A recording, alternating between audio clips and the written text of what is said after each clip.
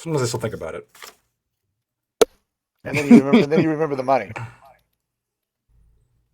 They pay people with law degrees pretty well Mm. in some areas. Really? Um, yeah, and officer discretion, right? So I'm just like not going to arrest people for like a bunch of shit. Okay. Mm. And I don't legally, I know. can do that. You know, look, Uh, I'm diverting my resources to more important things, right? um, Which is not going to include anything that I don't believe should be a crime, unless of course I'm mandated to. Which, by the way, the things that you're mandated to arrest for are things that I do think should be crimes. So we're good. We're good on okay. that front, right? That makes it easy. Okay. I wonder what happens when some punk, right? Some like Antifa, blue haired, nose ring punk, like gives a lactoid a little bit of lip. I wonder what happens then, huh? I might arrest them for the weed that they have on them. Just them though. Right? um, but yeah, we're still waiting on people. That's why Corey said he was going to be late too, actually.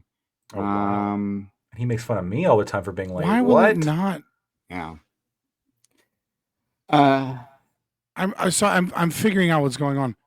It No, that's fine. won't let me use my stream deck or my capture card. Sorry, it will only take my virtual camera, so I then have to run it through OBS. And I was wondering what was happening, but it just keeps saying, "Oh, it doesn't have permission," but it has permission on every other time I'm here, and it has permission to use cameras. So what the fuck is happening? There we go. What the fuck? Okay. Fucking StreamYards. All right. Gibbs, can you turn the noise gate up a little bit in your end? Yeah, we can hear you breathing. Just a little bit. Your labored breathing. He was jogging. I do have a question for Gibbs though. When he's ready, I know he's setting up. I don't want to stress him out. Be like 2 minutes. I'm trying to. Yeah, no problem. I fixed the brakes on my motorcycle, by the way. Oh, so much better. I was riding around them. They were dragging on quite a bit for like a month. Just tell Corey when he comes back.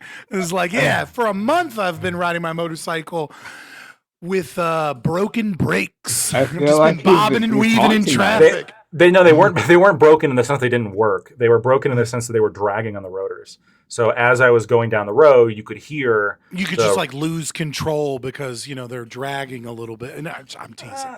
Yeah, well, but you can hit, like, regardless. It was made a very obnoxious noise, right? And it wears down your rotors, and it causes your engine to have to run harder. It's it makes turning a little bit harder. It sucks, right? And I tried a bunch of different things. Why is this banner taking like 40% of the screen? It's also not only the right banner, is it? I'm sorry, what are you talking about? No, I wanted to talk. Did I get the wrong prompt? No. Well, the banner and the bottom of it is like it's a good, not 40%. It's a good 30% of the screen. Yeah. Like it's not 30% of the screen. You guys can't tell. No, that's the at banner least itself is only like maybe like 15% of the screen, but then there's this huge gap the empty between space. like. Well, no, the empty space is for if there's other people who come in, right? Like it's like it like it's leaving space for like another row. Prime likes his banners. Okay, that's not what's happening. Prime likes 100% in it. It's like when someone else comes in, the banner won't move, right? But like if we have, oh my god, someone's typing very loudly. Oh, that's totally me. Sorry. Yeah. So I gotta get used to it still. When there's a third row of individuals, right? It'll move us up a bit. We'll get even smaller, and then there'll be a new gap. We won't get smaller. We won't get smaller. This is the thing, right? But the banner won't move. The banner will be there, and yeah, it's just leaving space for that accommodation. I don't know what's happening to my surely not racist chat, but for some reason, everyone keeps demanding that you explain black fatigue. I don't understand where this. Prime. They just keep going top left. Explain black fatigue, and I'm just like, I got a book. No, but what is happening? Did like the Groypers all come in at the same? Like, I mean, I'm pretty racist, but like I'm not that racist that I'm like that I'm socially awkward in my racism. You know what I mean? Like I'm the nice kind of racism. I'm the subtle kind of racist. You're the facts and statistics. You know, The kind of there's racist Right, that you get it. racist. you're the kind of I'm the racist good that hangs kind of out with racist, like- minorities, right? Right, like I'm like a Charlie Kirk racist, not like a KKK racist. You know what I there mean? we Like, go. Yeah. you've cut the banner off your end, yeah, so that there's fucking something on the screen. Oh my god. Oh my bad, I didn't mean. It's fine. I don't even know. Like, I'm not even sure what black fatigue is. Like, I think I've heard people like Really? throw that term around, but I'm not exactly sure what it is. If I was, I would just be guessing. I tried. People are There's sick of a- black people and their problems and their whining. So, That's the yeah, black. I mean, fatigue. it's white people. mostly See, I just- wouldn't have guessed that. It's Yeah. mostly just racism, but a good example, if you want to have like a charitable, if you want to be charitable with the concept, right, Okay. would be the creator of Boondock Saints. Like when he gave a speech years ago, and he was talking about how white people are tired and how the moral currency of blacks as victims is like kind of gone today. Right? They're like white people, like in the 1960s and even in the 70s, there was a lot of like white guilt around our past, our history, you know, our actions and those of our ancestors and our family. But like now, in the here and now, this like, you owe me, your people did this, you're bad, you have to, and the creator Boondock Saints, right, then gets into the black community and you know the problems of violence and things like that and like the tiredness of it. That would be like, I would, if you watch that speech, I would think like what he is saying is probably the most charitable interpretation you could get of black fatigue. But mostly it's just an internet meme to be like, we're tired about black people. Okay. Yeah, I wouldn't have. I was completely wrong. I would. Prime is but- actively not online, and so any meme or any social discourse, Yeah, it's it's, just off his head. He's here for the fucking panel, and that's it. I'm here for the politics. I don't give a Dude, fuck. about what's happening. I'm kind of with you. Yeah. Like I'm following shit online so that I can do streams and reactions and whatnot. So I'm not like obviously that checked out.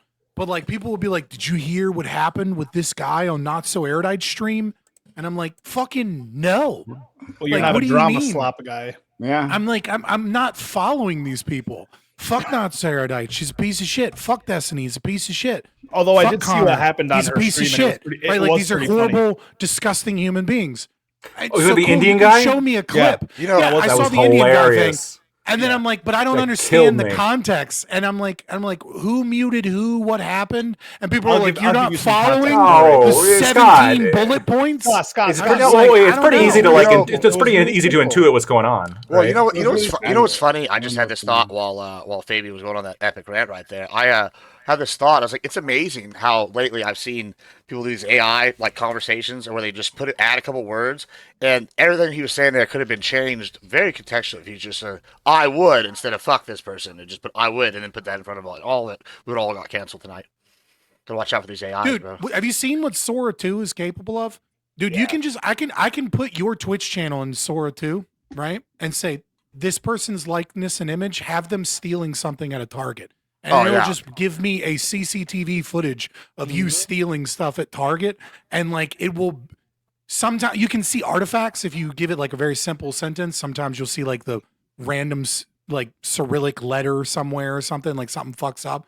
But like if you're specific enough with it, you will not be able to distinguish between actual CCTV footage of like you Well, where I was going with that. that is real and the fake one I made with AI that is like Well, where I was going with you that stealing shit. is that like so you just said "fuck this You know, person." I'm saying you don't even need that. Right, You yeah. can just put in whatever Well- words and it'll use your voice. Well, yeah, absolutely. Well, I guess where I was going with this is like, because I think that we're starting to like, I mean, yes, AI is getting better, like kind of this thing, but it's also we're like, getting the chance to like, we've seen it real time. People are like learning to what to pick out, like, hey, maybe this AI. And I think part of like what's scary is if people do just like small things, it's much harder to like pick out like what's the fake. And so whenever you're like, oh, fuck this person, fuck this person, fuck this person, and like someone goes in there and just adds the words "I would," and then like just clips that like in there, it's kind of scary because you can use such a small little AI adjustment I and like hear you. really like. I think you're wrong. Well, sure. I hate to say it, but I think like we're 6 months away from like unless you use a tool like, you know, investigating officers or PIs or like certain people have, that you're not going to be able to distinguish between the real person's voice and the AI modulated voice. And it really doesn't matter. And like, I think that might actually be worse what you described, because it'll be juxtaposed with your real voice and might actually key you in that it's AI. Maybe I'm I not usually sure. I feel like just like if you could make little changes to like an existing video, like maybe you're right. I don't know that I'm not a computer scientist, right? But like I think a lot of times if you just the less you do, as opposed to like make a video from scratch, I like completely where it's like, oh, we know they were on this panel or whatever. Like I don't know, like I guess you editing can use, editing an already out there video is probably more convincing than making a Right. video from scratch. yeah, for that's sure. kind of what I'm Yeah, I thinking. agree, But like I don't know. It's I just added a random thought while you're doing I do that. see So a I lot didn't of mean to fear derail. mongering. I see a lot of fear mongering with the AI stuff. Like I saw, oh God, what is that biologist that's like a hardcore turf? I can't remember his name, Christopher or something. Um, and like he was talking about like the fear of not being able to distinguish between real AI videos on social media platforms and whatnot. And it's just like the way I feel about it is like the bulletproof vest is necessitated by the invention of the bullet. I don't have this deep sense of dread that like AI videos are going to be out there and indistinguishable from reality, because if X isn't retarded or if YouTube isn't retarded, 6 months after it becomes to the point where it's kind of is indistinguishable, they'll have an AI algorithm first that'll look at the behavior of people in chat and linking it with news stories and things like that. That'll just give you a rating that says this video is likely or not likely AI. Yeah, And then but a year or Scott, two later, you're gonna have AI programs that are really good at distinguishing better than the human eye what is or isn't AI generated content. sure, but very similar to that, like the bulletproof vest didn't nullify the bullet. It provides some protection, and while for news stories, perhaps like that's going to be easier to fact check. Mhm. What I think is going to be something interesting, and it's going to be a little bit of a lag time, I think, for this. But a lot of evidence, for example, in courts, relies on like if you have video evidence, it's kind of seen as like very powerful evidence, right? I The golden captured this standard, guy It's on better than witness CCTV. testimony. Yeah, Sure, yeah. I got him on CCTV, shooting somebody, right? Or recording, right? I've got an audio recording of like a lot of the the laws that have the RICO laws that have been very effective at bringing down the mafia. A lot of that relies on like audio recording, wiring people, Right. and getting that stuff. And once that becomes clear, that can all be faked. What this is going to generate, I think, is a very strong defense. What is reasonable doubt? Yeah, Right, because now because I can reasonably doubt it's AI. Like, where if it's not AI. exactly, if you record, like if you've got something on recording of me like admitting to a crime, or even a video of me doing a crime, what's my defense? That's AI. It's not me. It's very well done AI. You know what it reminds but it's me not of? me. You remember that Kyle Rittenhouse trial where the judge and the jury, no matter how much it was explained to them, Yep. could not fathom, because they were all retarded, because that judge had a room temperature IQ, and so did most of the people in the jury. They No, the could not judge was fathom that actually the pretty decent. prosecution. Well, they could. He could. It took him like 20 He was a times boomer, to explain, though. because he's a boomer. Yeah. Yeah. Maybe not room temperature IQ. That's fair. Just like unaware of technology and how it works. That like, hey, this zoomed in video should not be admissible because it shows fake AI generated images of the perpetrator attacking Kyle Rittenhouse showed Kyle Rittenhouse in a different direction than it is when it's zoomed out. And the prosecution was doing everything they could to push this cell phone AI generated, cleaning up, or AI AI interpolation. Generated? I'm sorry, I'm a little confused. So how during the back Kyle then Rittenhouse trial, they were trying to prove that he had a reasonable like means of escape, Okay. and that like he like turned and like raised his gun, and that he like and not that he didn't react to someone charging at him, but instead he was going to try and murder the person. And that one of the pieces of evidence that they wanted to use was cell phone footage that was zoomed in, that was using Apple's interpolation, where it's like trying to clean up the image. And that was the only piece of evidence that contradicted all of the real evidence that he was in a different position with the firearm. but it was like zoomed in and super grainy. It was like, see here, it actually shows that he was facing the other direction at this time. And like the defense had to try really hard to get the judge to understand that this isn't real footage. It's zoomed in, and Apple's technology is trying to clean up the image. And when it cleaned up the image, it like put his arms in the gun in like a adds different stuff. direction and like added stuff. And so it was adding things that weren't there that made it look I like see. his firearm was raised in a different direction than it actually was. And like it went through. And then it wasn't, or I don't remember exactly. I'd have to look into the case again. Maybe you remember better. Maybe you were following it better because I don't know. I remember what you're talking about. I don't remember what. If I remember correctly, I think that was excluded. I don't think they were allowed to bring that in. But it was like that's right. It was excluded, but for the longest time, it looked like it was gonna go through, and the judge was like really having to think about whether or not think it finally he was gonna clicked for him. allow it. It finally clicked for him, like after the defense argued like the second or third time, and this was like during the process where they wanted to bring in Yeah. like a new TV that was bigger so that it Well- could show that brought in, and they were like, "What the fuck? You're trying to Well, bring in fake evidence." And this is sort of what happened. So, like in the OJ trial, right? They had like just rock solid DNA evidence against the guy, but a lot of people at the time didn't really understand DNA evidence, and so it didn't hit with the jury as much as it does today, right? And I do think you're going to see a potential lag time with Right. especially older juries where they're going to see footage that could be AI generated, and they're just going to take it as real. All right? Mhm. That's going to be kind of like scary. they do on Facebook right now. like they do Well, on and then- Facebook. Yeah. And then also, and that stuff's not even and then- good. And then also, there's probably going to be a gap when we do develop technology that can accurately prove whether or not something is AI or not AI generated, or at least with a reasonable degree of And they're certainty. gonna doubt that. They're going to be like, nah, I don't buy that. AI could do that. Like, yeah, there is going to be video evidence is going to be difficult. That is going to be. Yeah. Another They tell thing I me wanted all to transhumanists with fucking cyberpunk eyes. to clarify something that was said before, there was like a clip on Twitter of a not so erudite stream, and so she stands up and leaves.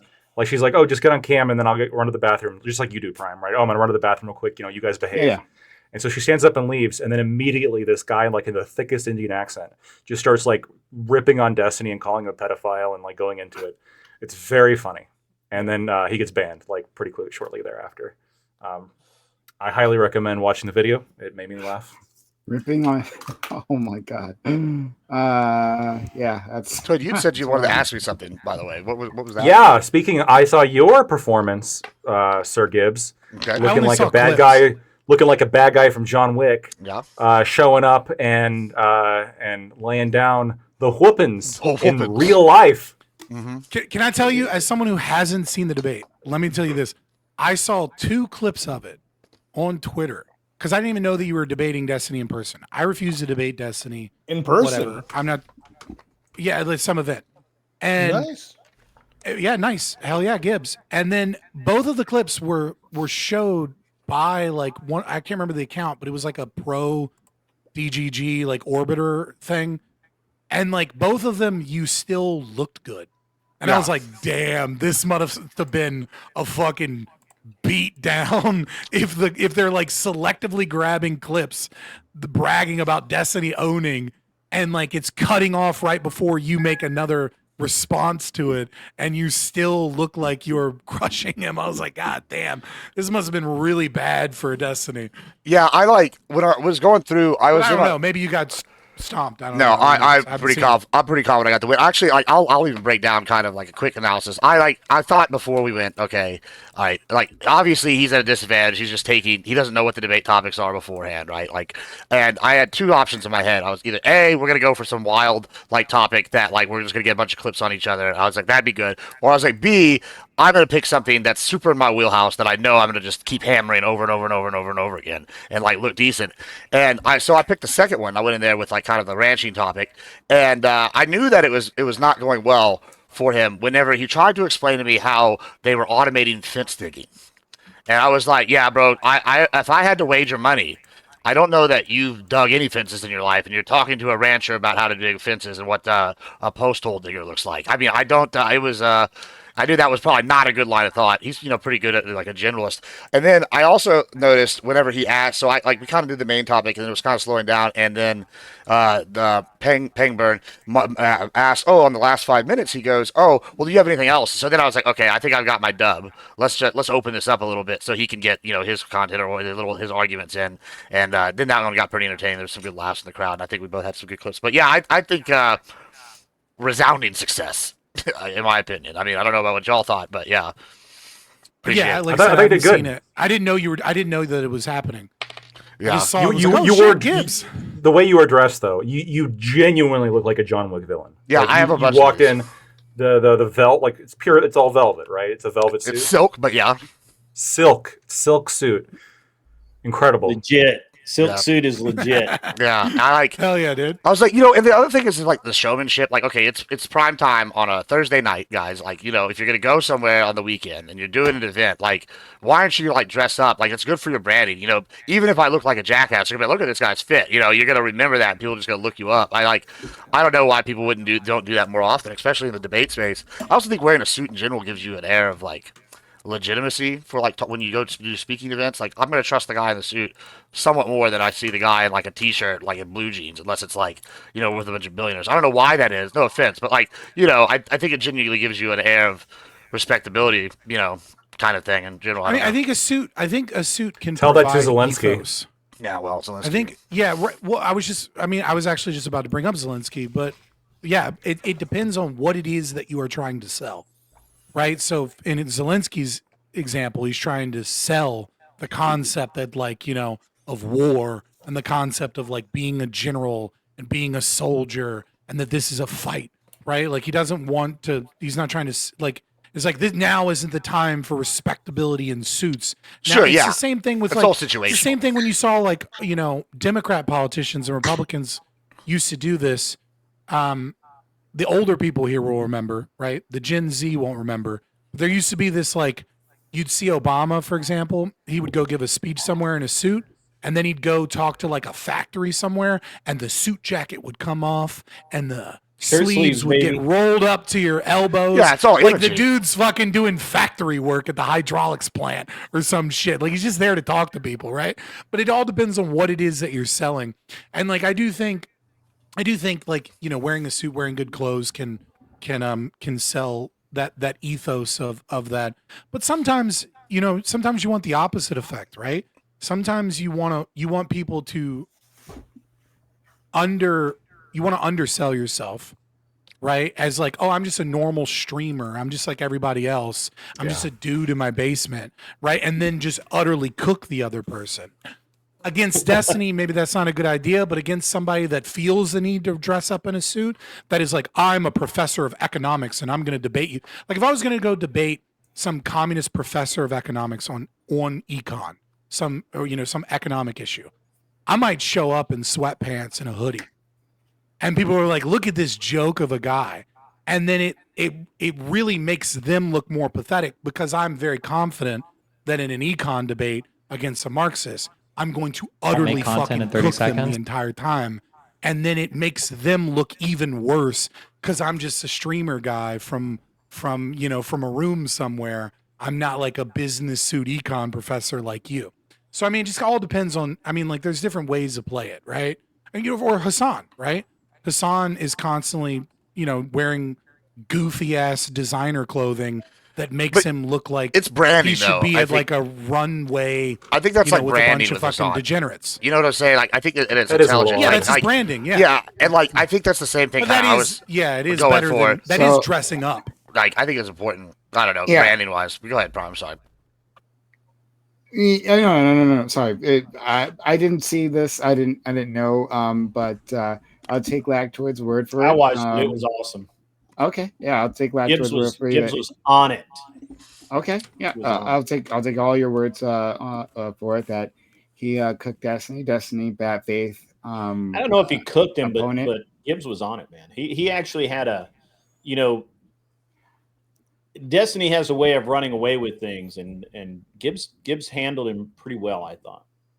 Yeah, I wouldn't There's say no- he manhandled him. Yeah, I think it was pretty fair, the pretty biggest critical. thing that I think you did. The biggest thing that I think you did well and this is hard to do in a public debate if you're actually there in front of a live audience, is you didn't get caught on anything where like you stammered or took like some time to think. Like you had a response ready to go for every question right away, which made you come across very confident.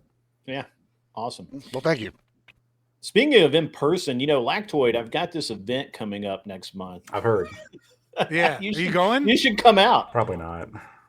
Oh, come on, man. I'm going. Yeah, I we'll- never we'll go be- to shit we'll- like we'll this. be I'm there. going. Yeah. That's awesome, dude. Everybody's invited. Yeah, I feel Nice like Lactoid deflection. isn't the That's go awesome. out type. I like that for you. Yeah, like That's good shit. Hey, I think Scott brings the heat. I think he would do well in an event like that. Yeah, but he needs an opponent. Nuke debate 2. 2.0, yeah. We had a struggle to find something that we would like be able to substantively disagree Well- with over the course of several hours. I'll tell you what, y'all are about to be having to do, probably going to be having to do the DCS here, Contender Series, eventually once, probably next month after all this Twitch Yeah, stuff am I? goes out. I think I'm against average debate enjoyer. For my Yeah, I think first that's your round, first one, but- yeah. And then Yeah. Fabian's got Quintuple, so it'll be good. I'm excited. So- Maybe y'all can have round 2. It was funny last night. I had So- this guy that I kind of bludgeon him about the head occasionally, and and I told him I don't like him. I actually don't like this guy at all. Like I've tried really hard. I just don't like him. But Wait, he's like, who? That's Grid the worst won't let insult me- I've ever Grid- heard. I tried really hard to like you, but man, I just don't. I just couldn't get there, man. This And, is so much worse than like hating somebody for a reason. It's just Yeah. like, dude, I genuinely tried, but just I don't know have. if I've it's the way you genuinely- look, I or not your like them. personality, or you as a human, or your soul, or whatever's behind your eyes. But it's just red I flags just don't everywhere, like man. it. I don't know. I just don't like it. And I've given. Kill And him so with I kindness. told him. So he was like, "Well, I was gonna go, but Grid probably doesn't want me there." And I'm like, "No, you can come. I don't care. It's free for all. I still don't like you though, but you can still show up. I mean, it's not like I'm not a leftist. I don't ban people I don't like. So So I'd that like role. to well, congratulations on everyone on anything. As no, but as Oh usual, yeah. as usual, I'm thanks. no. As usual, I'm out of the loop, so I don't know what anyone's talking about on anything. But Oh, I'm sorry. no. I remember you mentioned that you were part of an in-person event and you were doing like a pre-show type thing. yeah, for previously, DebateCon 6, yeah. Yeah. So I remember that part. We had a good But show too, everything Prime. else- What'd you say? That's it. You also got to tell them we had a pretty good show the other night too.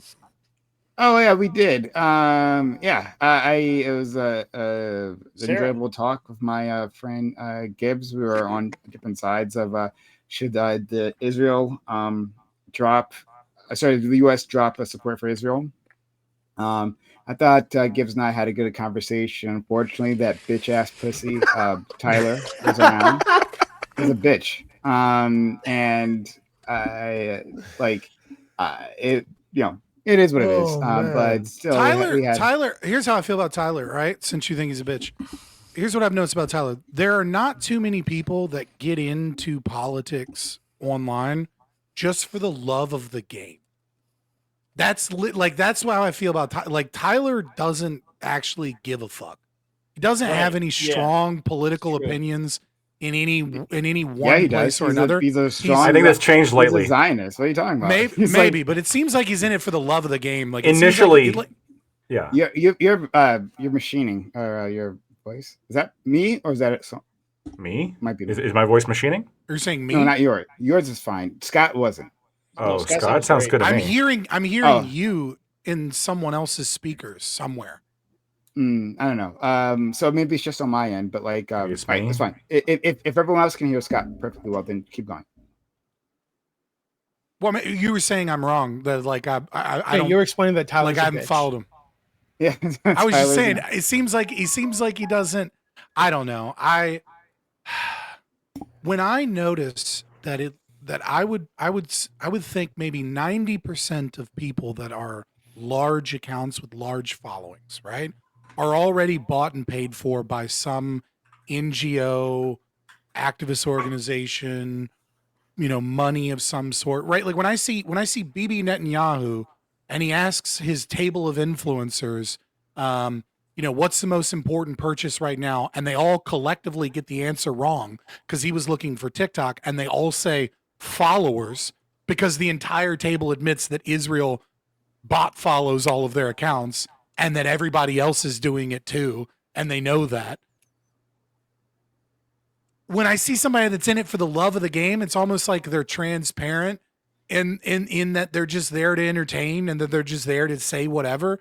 And I almost have more respect for that than the overwhelming majority of pundits that pretend like these opinions are actually their deep, heartfelt, personal opinions of an ideology that they believe in and that they're attempting to promulgate, right? Because like you look at anybody with more than 100 or maybe even more than 50,000 subscribers on YouTube, or like, someone that gets over 150, 200 live viewers on Twitch, a good chunk of those live viewers are going to be bots. A bunch of them are going to be bot subscribed, and a bunch of them are going to get being paid by somebody, be it Progressive Victory or Chorus Media or BB or fucking whoever.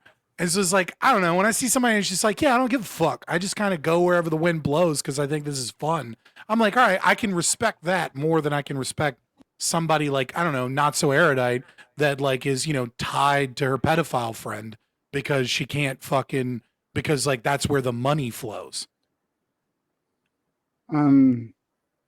Yeah. So I anyway, disagree. Tyler.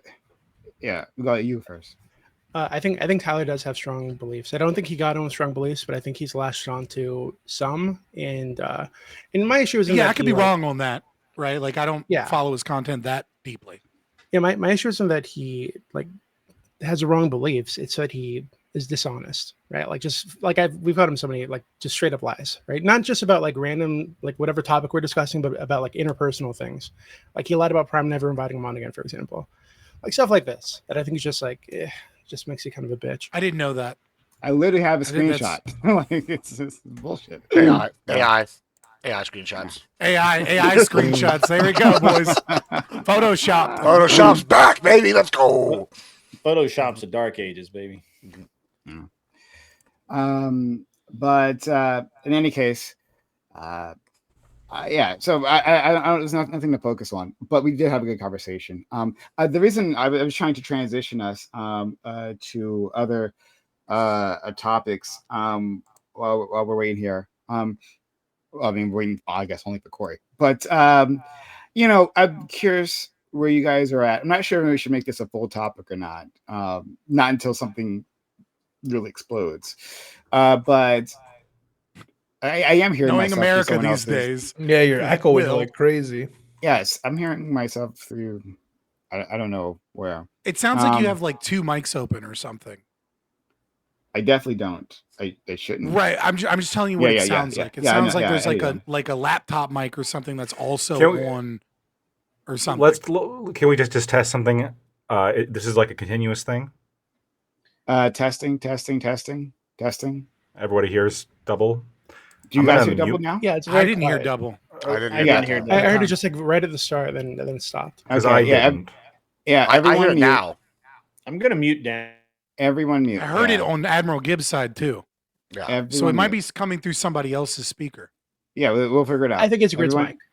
I think Grid Your has his thing unmuted and the sound's coming through the mic. Testing. Or I did before. Yeah.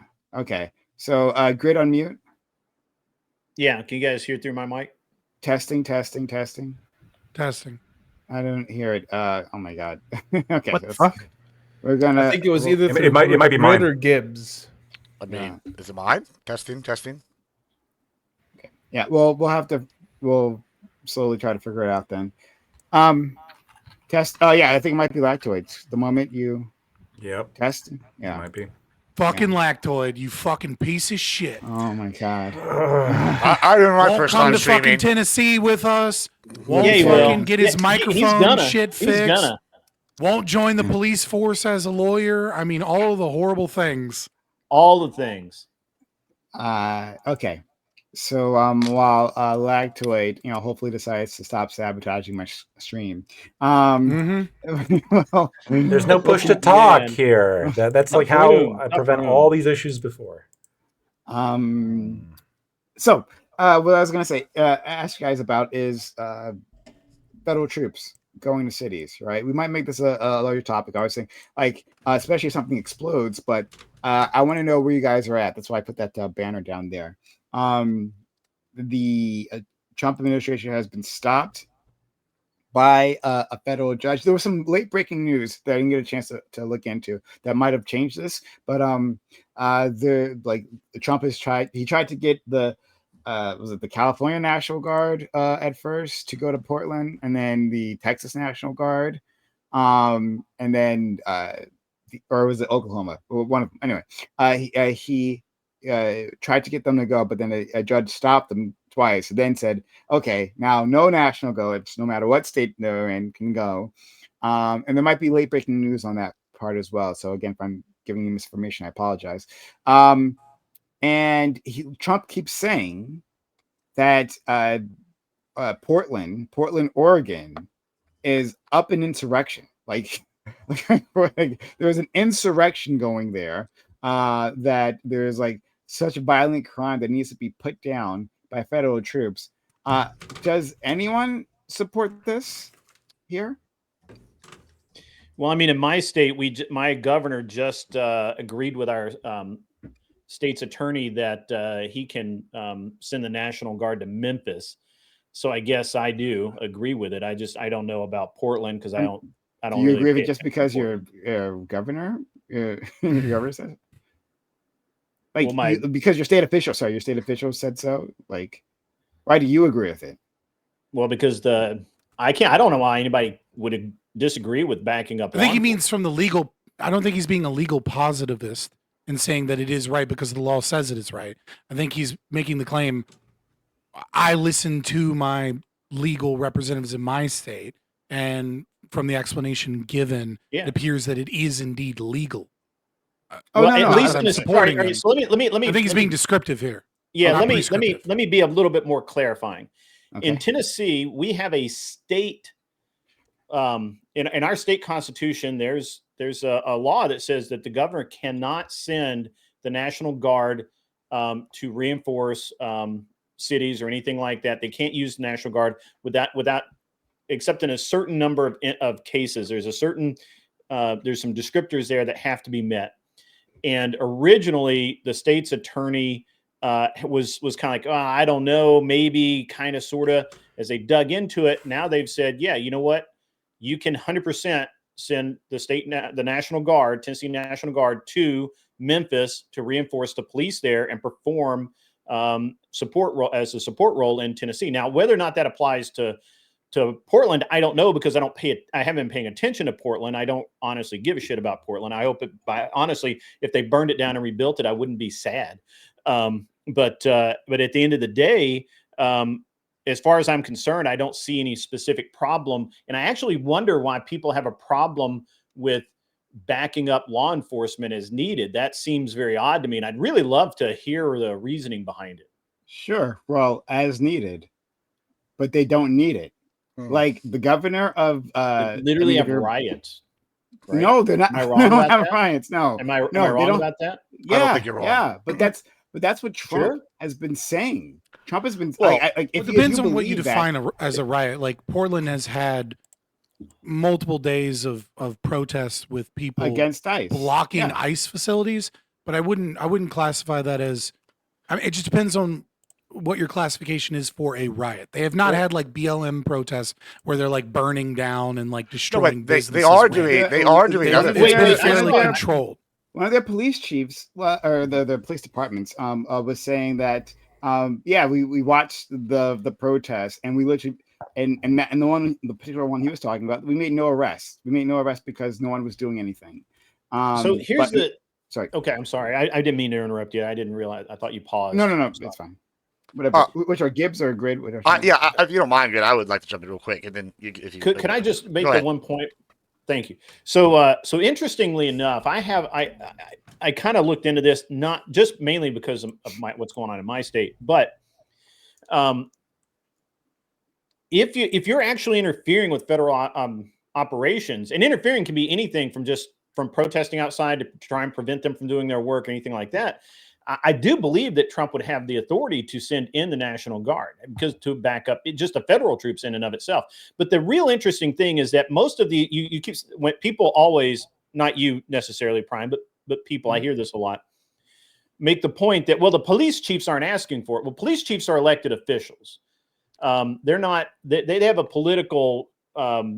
They're in the political game, and I don't know that they're the best indicator of what needs to be happening. I would be much more interested in what the watch commanders and the cops on the street have to say than what the chief of police has to say, since they're a political figurehead and not actually enforcing the law day to day. Now, that's just my opinion, but I'm interested to hear what everybody has to say. And I'm sorry, Gibbs, I interrupted you. I just want to throw that out there. Yeah, I mean, so all right, I have some friends that live in Portland, and they're basically saying that it's not like a riot, but they're actually taking over the area, right? The business owners can't get there, people that live in the area can't get there, and it's several blocks wide. It's not just it's more like the Chaz than it is like the BLM or like rotate kind of thing is what I've heard it described as.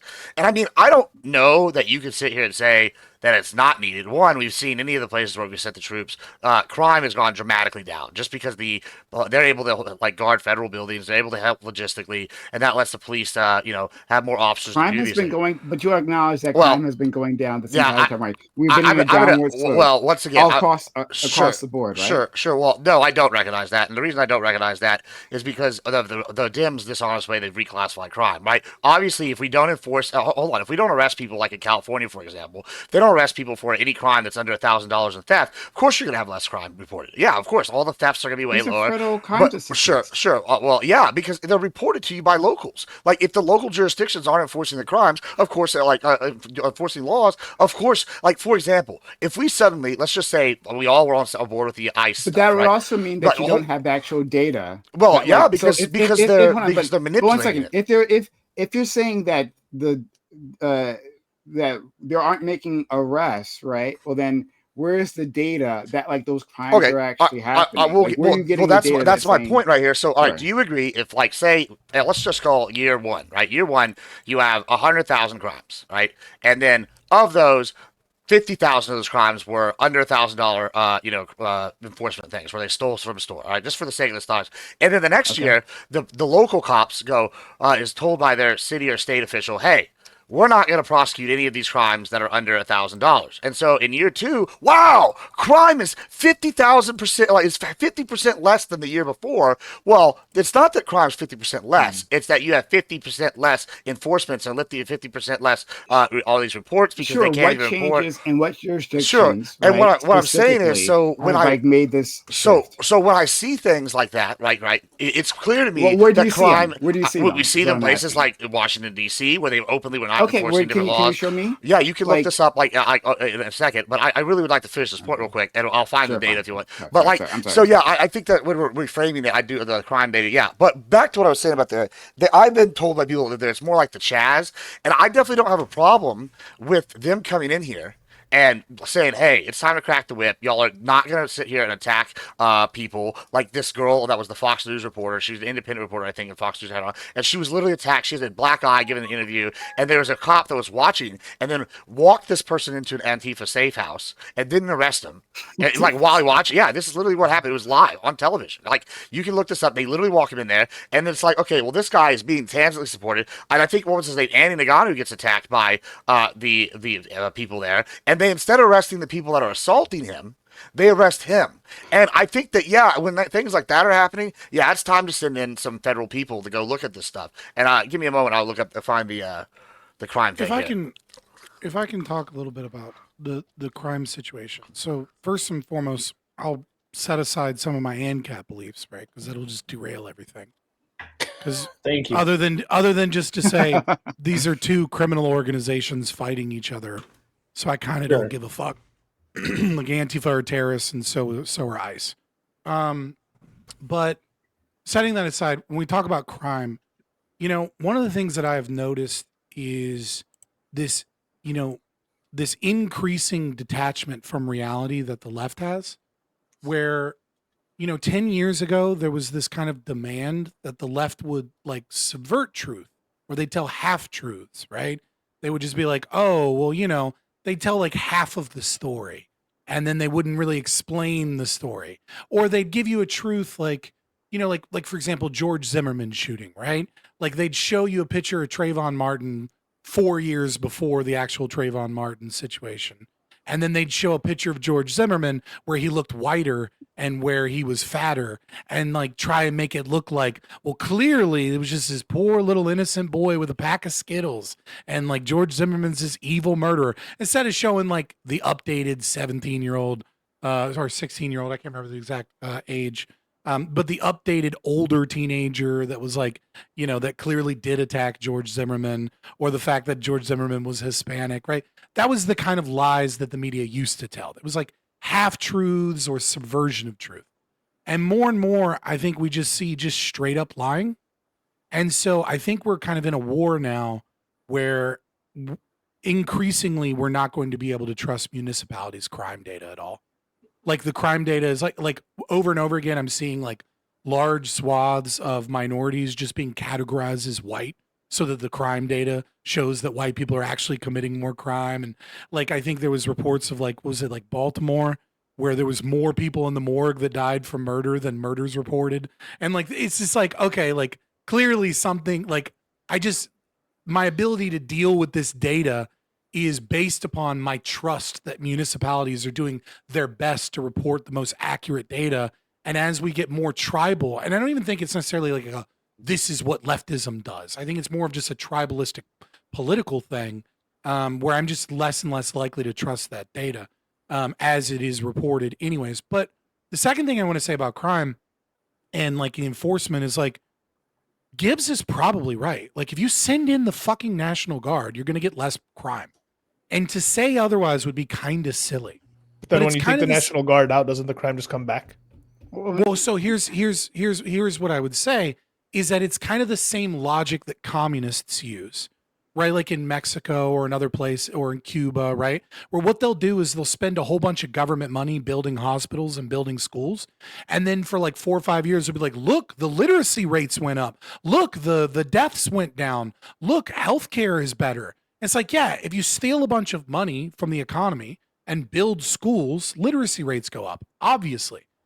But you'll see that they always keep that like 4 or 5 year window when they're proving how communism or socialism works, and they don't zoom out. And it's like, but what other things happen when you start taxing people to an extreme degree or taking a bunch of money out of the economy? And what ends up happening is billionaires and millionaires flee your country, so you have less of a tax base, you have less productive money in the economy. Sorry, I you have don't less want ex- to. Please, I don't want to. you don't want to listen to me be right. Can I make one Yeah, more? I'm just no, saying it's a understood, no. socialist but, like, argument. but hold on, It's like let's obviously I this wanna reduces stick on crime, but what are the unintended consequences Yeah, of the I- cost of I- bringing in federal troops, both financially, and that's the morally, like and that's the thing psychologically, that I wanted etc.? to talk about. One, That's literally what I'm like, talking about. You're just mad that I'm proving socialism is bad? I don't care. I already know your stance on socialism. I don't give a fuck, right? I just want to like focus on the thing before we spiral, right? So yes. I'm not spiraling. I'm socialism, giving a evil. counter argument to And Gibbs. millionaires and billionaires are assertions. fleeing, as we can all see. All right, great. Any which way. So That's not the argument I made. Focusing. I don't care. But I know you don't focusing care, on you the don't other- listen, and you get Please, mad when hold I on, start please, proving please, socialism please. is bad. Oh my god, dude! Seriously, you know I don't care when you do that. I don't care. I don't care. I don't I'm know saying that I you do wanna know that. focus. Please, Socialism Please. bad. can I focus? Thank you. All right. Correct. So going back to the thing that you said, yes, indeed. Like, and that was going to be my response to Gibbs. Yes, when you bring in troops to any city, of course, crime is going to go down. People are scared, right? The general populace is scared. You know what else also decreased, right? Just people going to restaurants, people going out, right? The populace is now being told, hey, there's a war happening, right? That there's some sort of insurrection going on in your city, right? Yeah. Whether you believe that or you don't believe that, one or the other, you have troops coming in, armed individuals in the streets patrolling around, right? Yeah, that scares people. So yeah, one of the unintended Well, consequences. I of mean, socialism. hold on. So I have a Decreases- friend of mine who was just in Washington, D.C., and Oh, I'm boy. going to read you what he wrote about it. Oh, no. He says, I am not a fan and capitalize not, of having the military on our city streets. But I've been coming to DC several times a year for more than a decade. And for this trip, it is a completely different city. Union Station doesn't reek of piss, vomit, and weed smoke. Even the floors were clean. Police, What the fuck? not military, were patrolling both the metro stations as well as the trains. People walked freely without being harassed or looking harried or worried. Even single young women and families with kids. The National Guardsmen that I saw were restrained and professional, even though they like this duty slot even less than those who have to watch it happen. There are still homeless here and still plenty of protesters in tents. They didn't just wipe the streets clean, but there are no more blatant drug deals in the open, no more aggressive street people, and no more overdoses on the sidewalk in front of me, which all were regular occurrences on previous trips. And yes, I know Mussolini also made the trains run on time. Yes, I was waiting. I was waiting. I hear that about cities all the time. Yeah, hold on. Before you even do that, like I've been at Union Station plenty of times. I've gone through Union Station. I've never seen anything like that. Yeah, there occasionally you'll see homeless individuals like you do in any fucking train station, any transportation system. Not anywhere. in DC. The trains are Not running in on DC time for that boys. Yeah. But like, I was literally going to ask you. So is he saying the trains run on time? Like, yeah. That's hilarious. So, So this idea that DC was just some drug infested crime war zone here is nonsense. I've been going to DC for the president's neighborhood was just I've been going to DC for I've been going through those same areas for years as well, right? Well, actually, I don't know where he's gone. To be fair, right? I don't know exactly what areas he's been. But specifically, he brought up Union Station, so that's what I'm referring to, right? Yeah, I've always been impressed by Union Station. I've gone to plenty of transportation hubs, right? And Union Station is one of the best ones. Like, what is he talking about? I guess when I was there, they had an off day because when I was there, how are you leftist like and you forgot ago, you but it couldn't did make the fascist joke. So.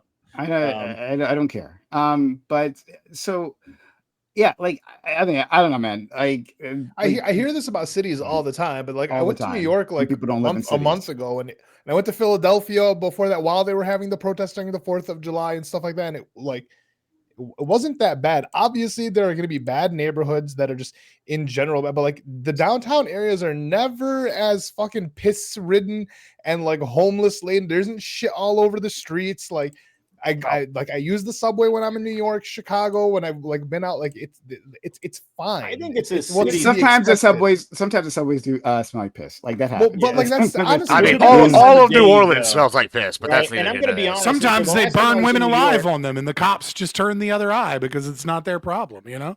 And they're not going if they don't prosecute that doesn't count as a crime. I was in New York last year, and there was literally a guy pissing through a fence as I walked by. It was the craziest thing. I thought it was hilarious. I mean, if you're going to piss somewhere, piss on the other side of the fence. You know what I mean? Don't piss somewhere you know what I mean? Like, so Prime, what is what's your position? Like, do you think that this is not going to like have any kind of substantive effect on crime? Well, no, really. That's not my argument in the first place, right? Of course it's going to have. I said, sorry, no, Lacto, I'm not attacking you, to be clear, right? But like I already said, I'm not sure if you might have missed it, right? I said specifically, yes, sending in armed men, right, gangs of armed men into an area is going to scare people so that one, they don't go outside in the first place, and two, that's going to decrease crime. Like, but that's not the point. I'm saying, like, the thing that I'm trying to bring up, the thing I'm trying to examine is if they should be in the first place. Not whether he legally has the ability to do so, right? In terms of DC, definitely has the ability to do so, right? And in terms of other cities, well, that's being highly contested, and so he still likely does. He still likely does. And so, I mean, I think there's a strong argument legally, and it. But the very strong effects in DC. I was going to say before you finish that, like I'm not contesting the legal ability for a president has such broad powers, right? That it's likely you can go more in detail on this when you go. Likely that he has the ability to do that. I'm saying should he be doing this? Like he's doing this off the idea that like Portland is almost an open insurrection. I've heard, and I didn't look into this, right? But like that was late breaking news, and I haven't looked into the article. That Trump is considering using like literally the Insurrection Act, right? He was blocked by the judge by bringing in the National insurrection Guard, can right? be anything now, right? Insurrection can be Colorado anything. can though. give like Well, that's- 6 definitions. Insurrection. Yeah. If So but we hold can on, find a I'm- way I'm- for I'm gonna January go into 6th to that. be one. It's like, you know. yeah, but hold on, but yeah, sorry. If you say that January 6th is, at the same time, though, if people attacking the Capitol is definitely not an insurrection, right? If we're going to say that, then what's happening in Portland certainly fucking isn't. And so, it's like, almost it like seems when like you give it the seems government like- power, the other party I uses it agreed. against So you. agreed. Dude, I understand. Yes, we understand. I got it right. But like when Heaven forbid I make good arguments. oh my God, Fred, I just like don't want to go down the route, please. I just we understand what your position on this is. You want to make a moral but- argument, but you don't want me to argue for my moral philosophy. Got it. I Damn, think the problem- Prime. I think, Scott, I think Yeah. the problem Damn. is with your Uh, argument is that there's no resolve. Like we can agree, but then there's no Hold on, resolve. let him No, finish it, and then I'm gonna respond. yeah, and I'd love to hear what you have to say. Fuck, where was I?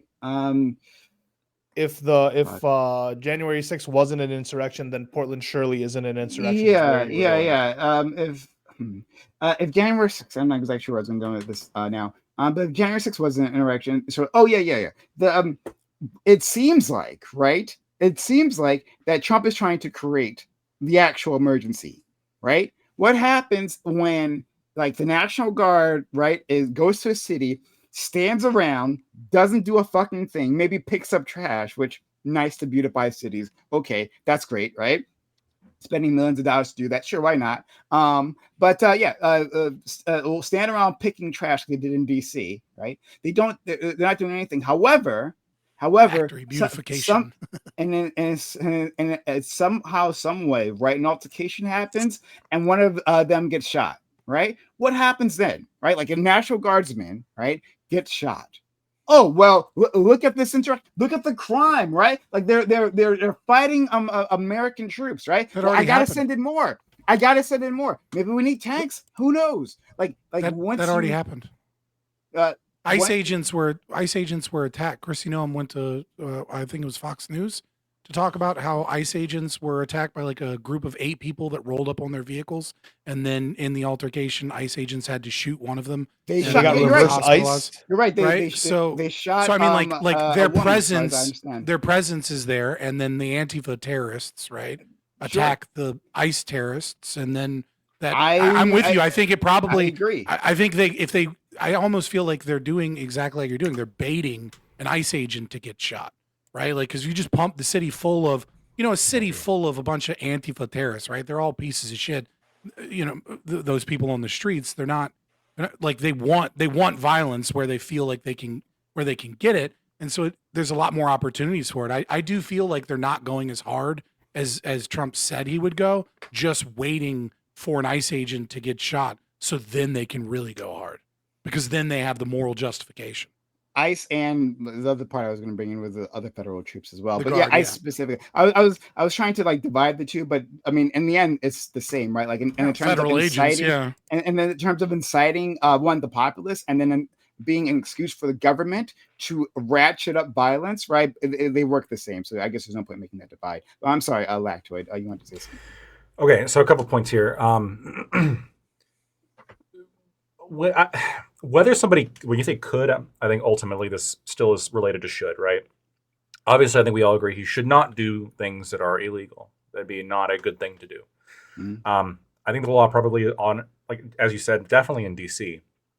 It seems like the authorization for the National Guard in Chicago and Portland and there's a couple other cities is on the basis of defending the federal facilities, the ICE facilities, which you get to do. And I'm torn on this, right? Because there's part of me is like, you see a crime decrease in Washington, D.C. Like crime is down by half as compared to last year, because what extent this had to do with that, we don't fully know. And then we also have the Democrats, when they were going after Trump, defined January 6th as an insurrection. And a lot of the definitions that we got was a very broad definition of insurrection that would fit this. Okay. But I rejected insurrection then. And I would agree, it would seem, I think this is the logical entailment of why you point out stupidity when you see it, because this is not an insurrection. I'm sorry. It's not. And I don't think that it's like, I don't, even though legally he probably is the basis, I don't like the way that insurrection has been twisted legally over time. And I don't think it's actually in, as the law is or was intended to be. So, I mean, yeah, kind of shitty. The idea of like more feds in the states, not a good thing. But if Legally, the would end you say it's result of sedition? what's up? Legally, would you say it's closer to sedition? I wouldn't even say it. To me, it's closer to a riot than it is No, but I insurrection. mean the forces behind it, right? The rhetoric, the reasoning, what's going on, what's driving the riots. Would you legally, would it be closer to sedition? I don't. I have a question for you. I don't think so.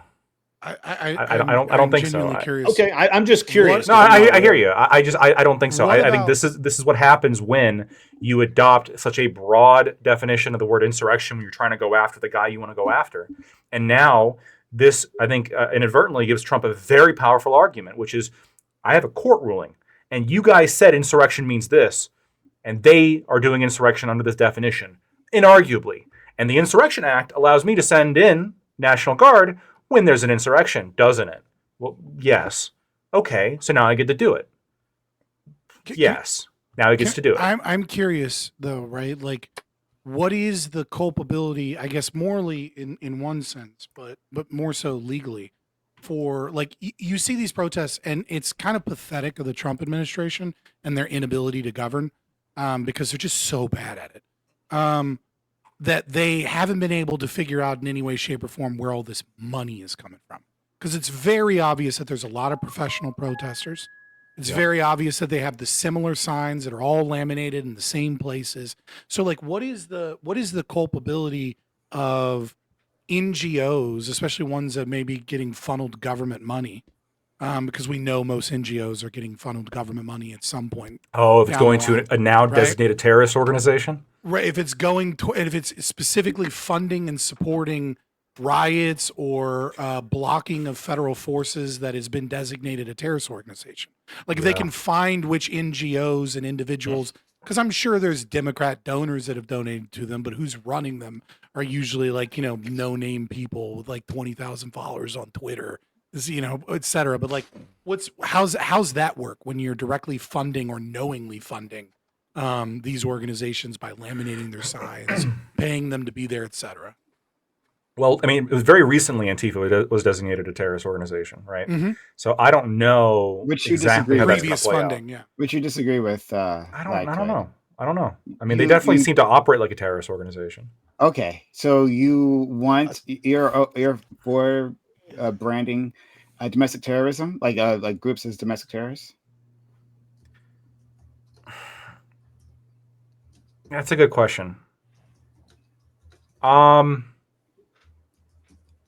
then the logical follow-up is going to be, well, then obviously the Klan is terrorist too, Mhm. and we have a Supreme Court case in Skokie that defended Me. their right to march.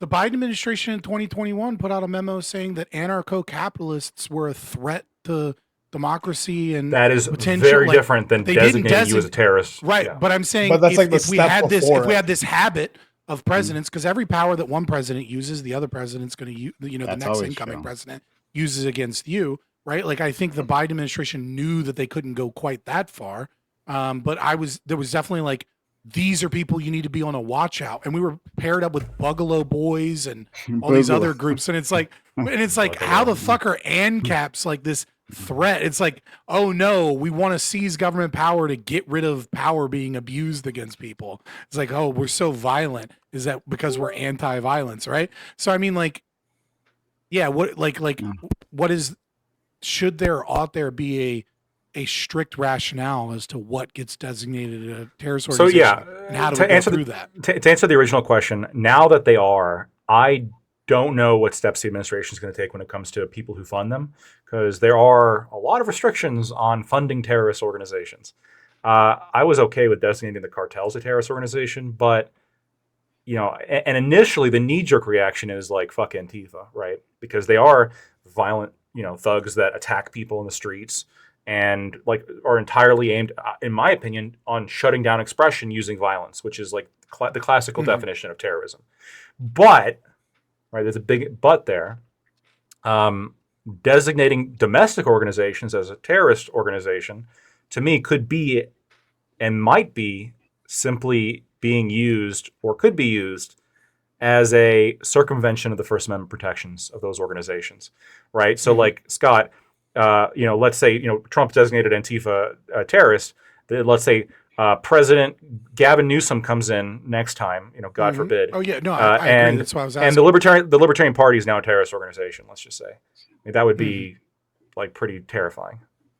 Yeah, it would probably be something closer to like Oath Keepers. You know what I mean? They're a terrorist organization, despite the fact that the Second Amendment gives us a right to a well-regulated militia, right? Like the Second Amendment specifically says we're supposed to have militia organizations that are just as armed as the United States government military, right? Like there's Amen. no rationale that you can't have any of the weapons that the army has in a militia organization. But if having political idea, and especially when you have something like Antifa, I think the real crux here is that they're decentralized, right? And so because they're decentralized, well, they're sort of decentralized. They get funding from NGOs, they get funding from leftist organizations and political organizations, but there's no leader of Antifa, right? There's chapters that get banned on social media and then they pop right back up, or people that are in an abandoned building somewhere.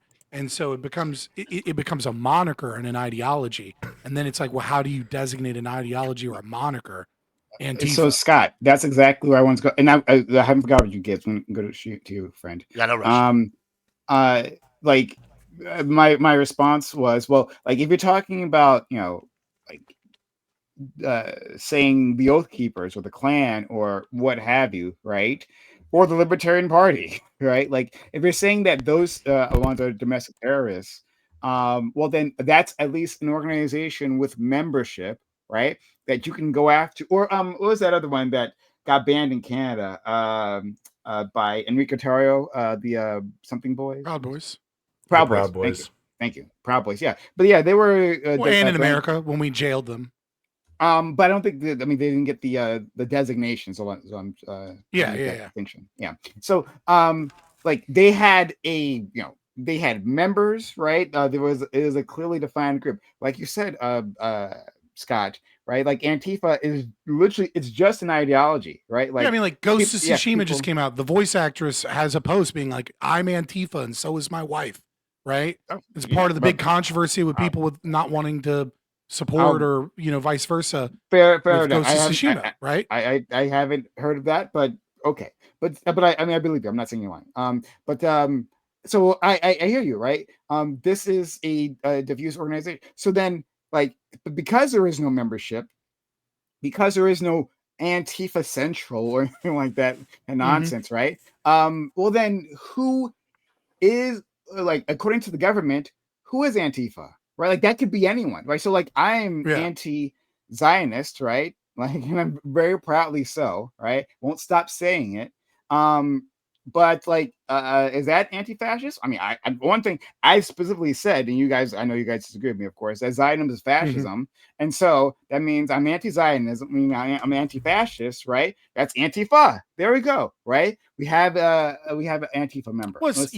So I mean, like you see this meme often with Antifa, right? Like, which is like I recently saw some streamer and they were like doing the meme, right? Where they were like, "I'm Antifa," right? And it's like, "Oh, so you're saying you're pro-fascist?" Like, of course I'm anti-fascist, right? And it's like, okay, tell the dude to say white lives matter. and watch him fucking crumble, right? Like he understands that the term Antifa is referring to something other than the moniker just being anti-fascist. Yeah. The same way that people understand BLM or Black Lives Matter is not necessarily just saying that the lives of black people matter, but that it's support for a neo-Marxist organization and critical race theory and things like that that are antithetical to like conservative or libertarian thought.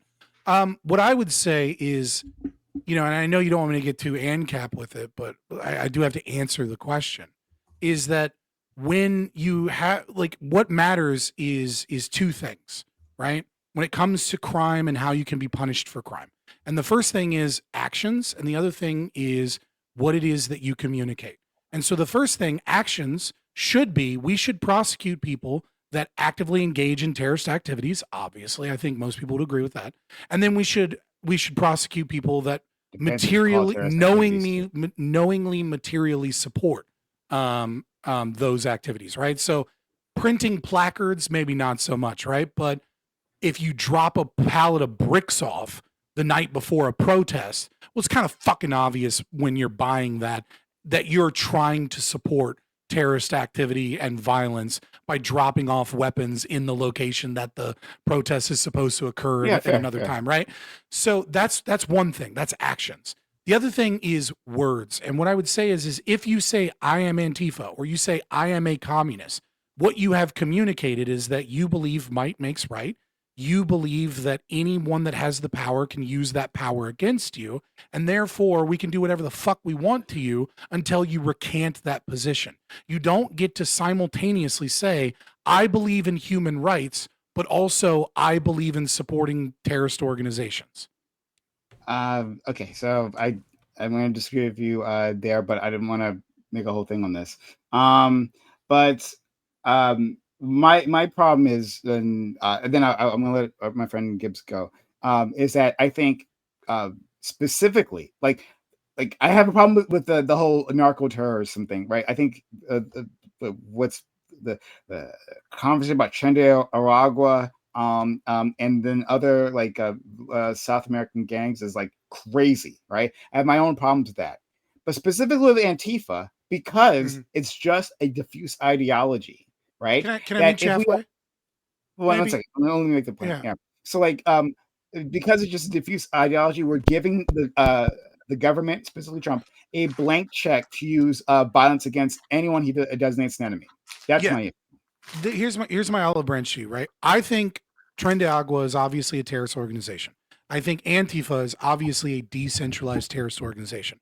I also believe that especially after 9/11, that the concept of designating an organization terrorist organization gives the state an expansionary power that was certainly not something that the founding fathers intended, and also not something that is really meant to be used in that way and is utilizing a loophole to potentially use resources or take actions that otherwise wouldn't be allowed against American citizens. And so like I do take issue with the designation of these groups as terrorist organizations to some extent because of the expansionary power that Congress over time has given blank checks to the executive once it becomes a terrorist organization. Mhm. But it's like, I feel like almost like we're trying to say organizations that are clearly terrorist aren't terrorist, because once we say that, that's an admission of a certain power of the executive to use that the executive maybe shouldn't have that power to begin with. And like I would agree. And then last thing again, because I keep saying it, I'm going to go to my friend Gibbs. Like I agree with pretty much most of what you just said. But what I'm also not saying is that we shouldn't be using police power against individuals who've done actual crimes, right? So if you do an actual crime, so even if we don't, designate them as terrorists, right? Whichever one of these groups you prefer, that doesn't mean that the police power, the federal power, whatever law enforcement agency you want to throw at them, right, can't actually do their jobs, right? It's a fallacy to think that they haven't been doing it any which way, right? That's So- not true, though. There is another problem here. Like on the flip side, to give the devil his due, which is designating them a terrorist organization allows the federal government to be able to take care of this in jurisdictions where they're not fucking taking care of it, where local prosecutors and things can take, vandalism or, like without federal Vandalism? troops Is there, it assaulting terrorism? local cops right. But there's all of these actions that Antifa does where they get a slap on the wrist and then they get let out because You Portland get, is soft on fucking Antifa. for But the moment it's a assaulting terrorist cops, okay, so organization, then all of a sudden I've federal never heard government, anyone federal getting off judges, for assaulting federal cops. crimes can. But It happens I'll- all the time in Portland, specifically I- Portland. I'm not saying about I will- America. I'm saying Portland, where Antifa is a serious problem, and soft on crime DAs that are soft on Antifa is a problem, and it has been for years. Could you give me a source on the assaulting cops in Portland? I would love to see it. But go ahead, Gibbs. I'm sorry, I've been stepping on you, friend. Yeah, it's fine. This is going to go back a little bit in the combo, right? And I think that I just dropped all my notes that I had up. Okay, yeah. So this is going to go back a little bit in the combo, right? I'm sitting here and I'm going to give you an example of what we were talking about, how like non-enforcement can hold on a second. Something's happening with your bye, mic. yeah, Yeah, I got Ali. it. Yeah, I got it. That's Oh, fine. okay. It was the court. So 1 second. Ali says he's got to go. Yeah, I'm gonna Sorry, tap. friend. I feel like shit, guys. Sorry, I think I'm coming. Feel Oh home. man, I'm sorry to hear that. No, Yeah, that thank you, happens, thank brother. you. Have a wonderful night, guys. Look forward to seeing you guys again. Be well. See you, buddy. Yeah, so sorry about that. Okay, so I'm going to give you an example here in Texas. I think it's a good example of what I'm talking about with some of these other states using the laws that not enforcing things to kind of change data in their favor, right? So in Texas, two things have happened, right? Two big things, one in 2019 and one in 2021, right? In 2019, we had the Texas legalized hemp production, right, in Texas.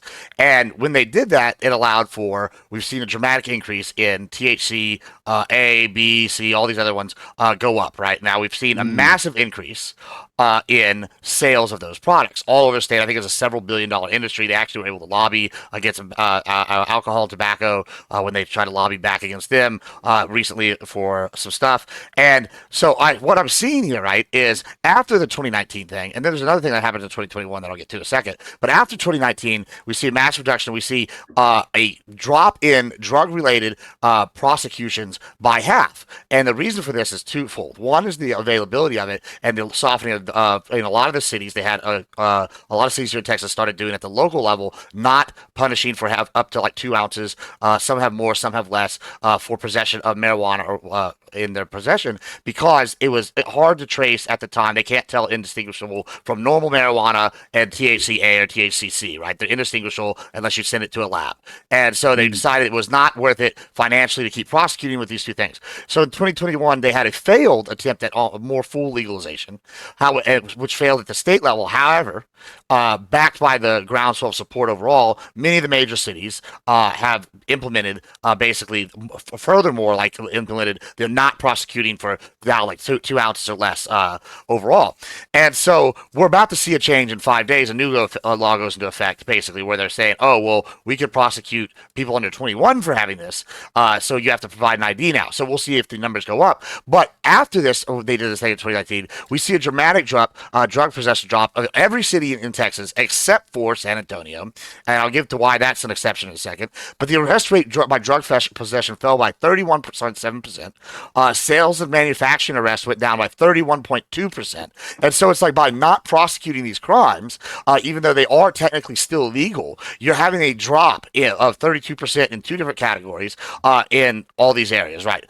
So you're seeing across the board, crime is way down. And it's because of reclassification at a local level where they're not going to be prosecuting these crimes and they're no longer reporting them to the federal level. The reason why San Antonio is an exception is because San Antonio is the cocaine hub in Texas after Corpus Christi. And so like it's the cocaine hub, and there are a lot of distribution things. They're having major issues with cocaine here, and where they're arresting people left and right, which seems to have taken up for a lot of the weed market, since we're now at record high cocaine production in what's it called, importation in the United States since the 80s. And so like I said, there's the one exception statewide with that, and it seems to reflect a trend that's at the national level where federal drug possession charges are not being prosecuted. If you're now reclassifying things that are technically crimes and saying, okay, we're just not going to punish them, or we're going to say they're a misdemeanor and you just pay a fine, obviously that's going to skew statistics. Now, in this case, I am in favor of drug legalization, right? However, you can apply this logic to almost any of the things that are done locally, right? So if I pass a law saying we're not going to prosecute for property crime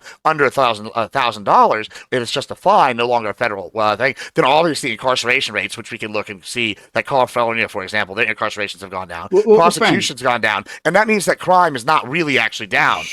Well, sure, hold on. Okay, so if you're talking about in that sense for those types of crimes, well, then I can agree with you, right? I think we've seen a movement across many states, right? And in this case, I'll agree with you, blue states, right, where they've been like pulling back on like your drug enforcement laws, right? Like, you know, there's, you know, a movement. Well, like, you know, property crime is the one I want to talk about right there, real quick though, before you go on. It's just, if I like, it also incentivizes people not to report the crime, right? So if I get robbed and they steal $500 worth of stuff from my store, why am I even going to call the cops? Because it's going to waste my money. It's going to waste time for me to do it. I'm going to have time out of my day.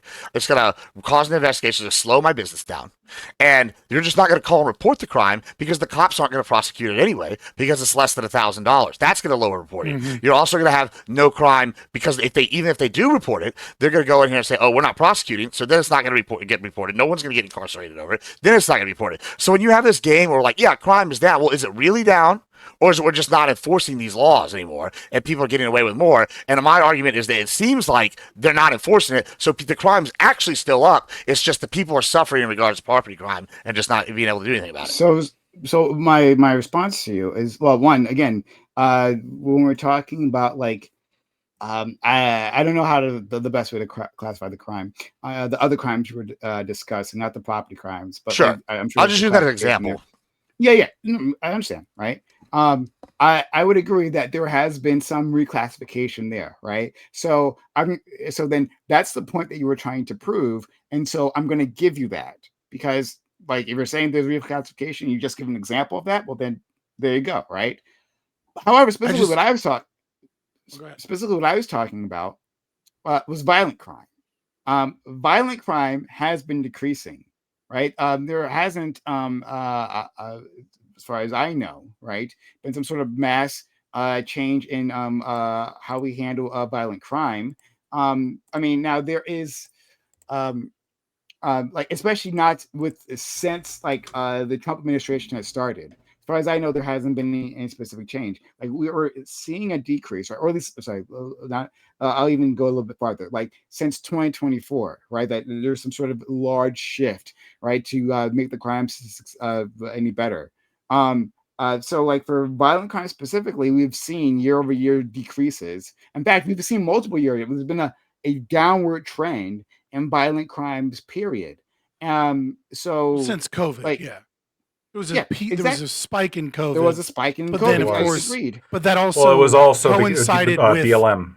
Right, that also coincided with, you know, defunding the police, which of course reduces the number of reports. And that was the other thing that I was trying to explain, that it's so much more complicated, right? But I put in the group chat, right?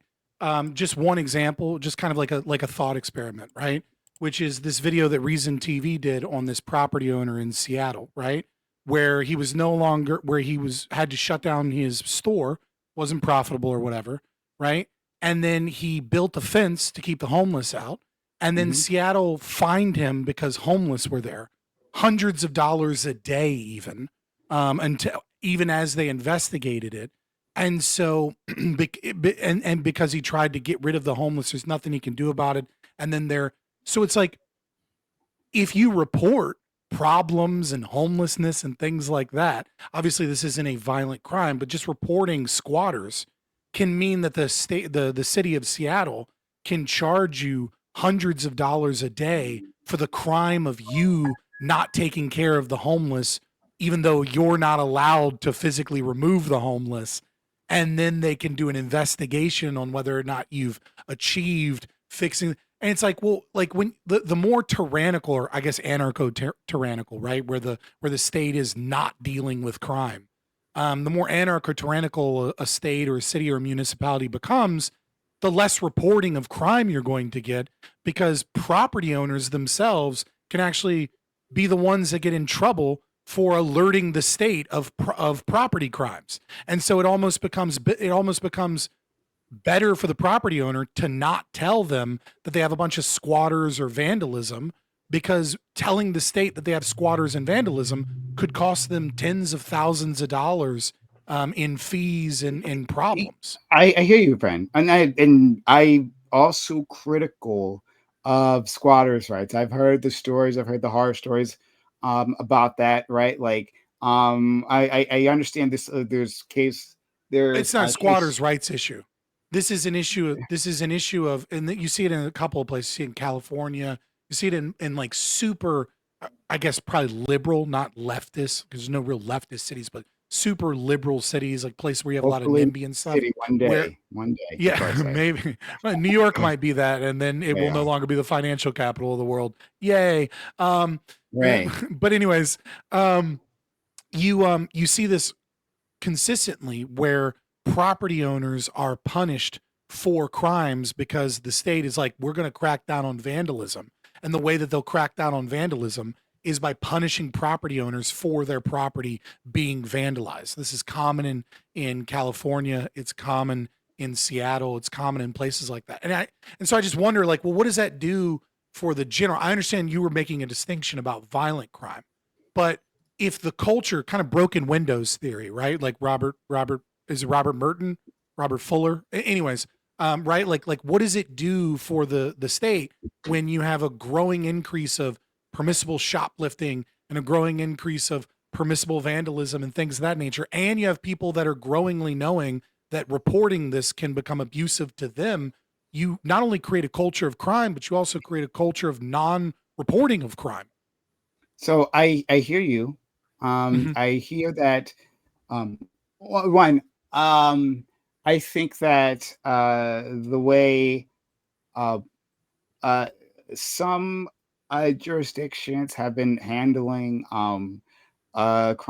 crimes, and where some people have been like let out who shouldn't have been let out. Yeah, like that guy in North Carolina who was talking about his daughter. daughter, where that guy had 23 felonies and 39 arrests in 10 years, and then he brutally murdered his daughter.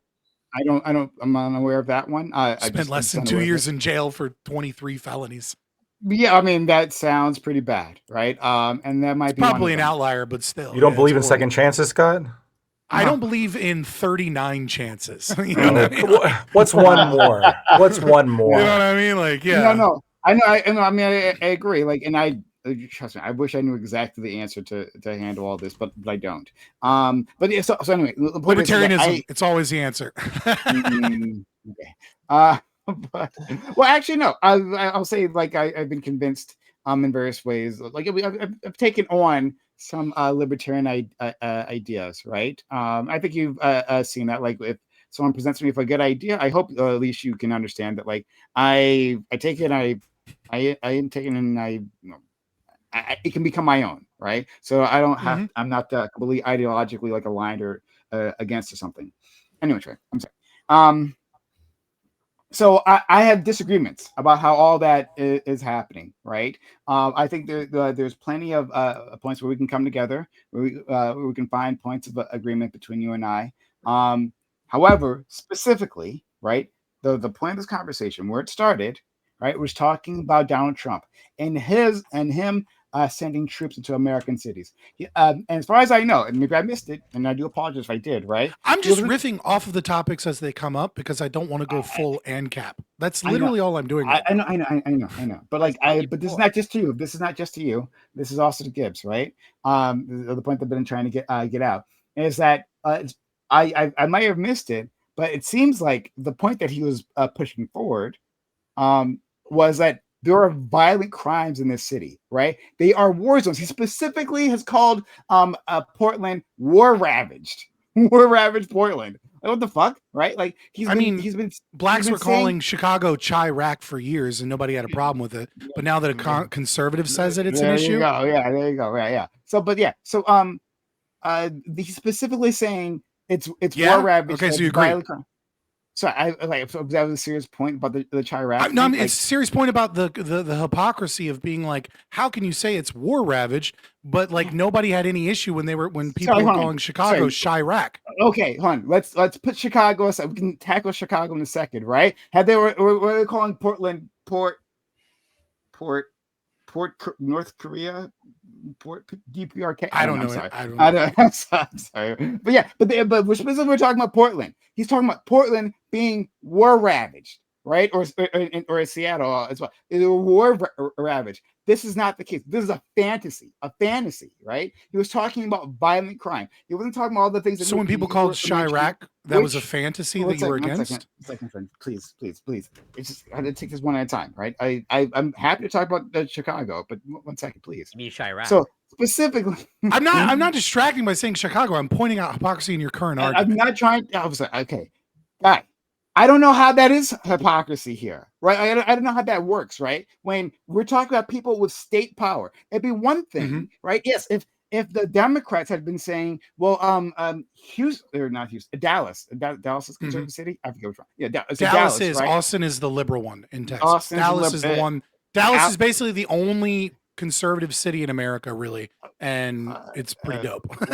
we'll go to my friend. There's not too many cities like metropolitan. We'll go to my friend Doobie afterwards. Austin, okay, only sane spot in Texas. Great, right? But if Dallas was like we're saying that Dallas is a war zone, right? Obama saying it's a war zone. Something's got to be done, right? And he's starting to use state power against it. Yeah, then I'd have a problem with that, right? If there was some sort of meme within, liberal or culturally woke circles, or whatever the fuck, right? And then they use that as a justification for state power against a Dallas that's perfectly fine, right? For as far as Dallas is concerned, right?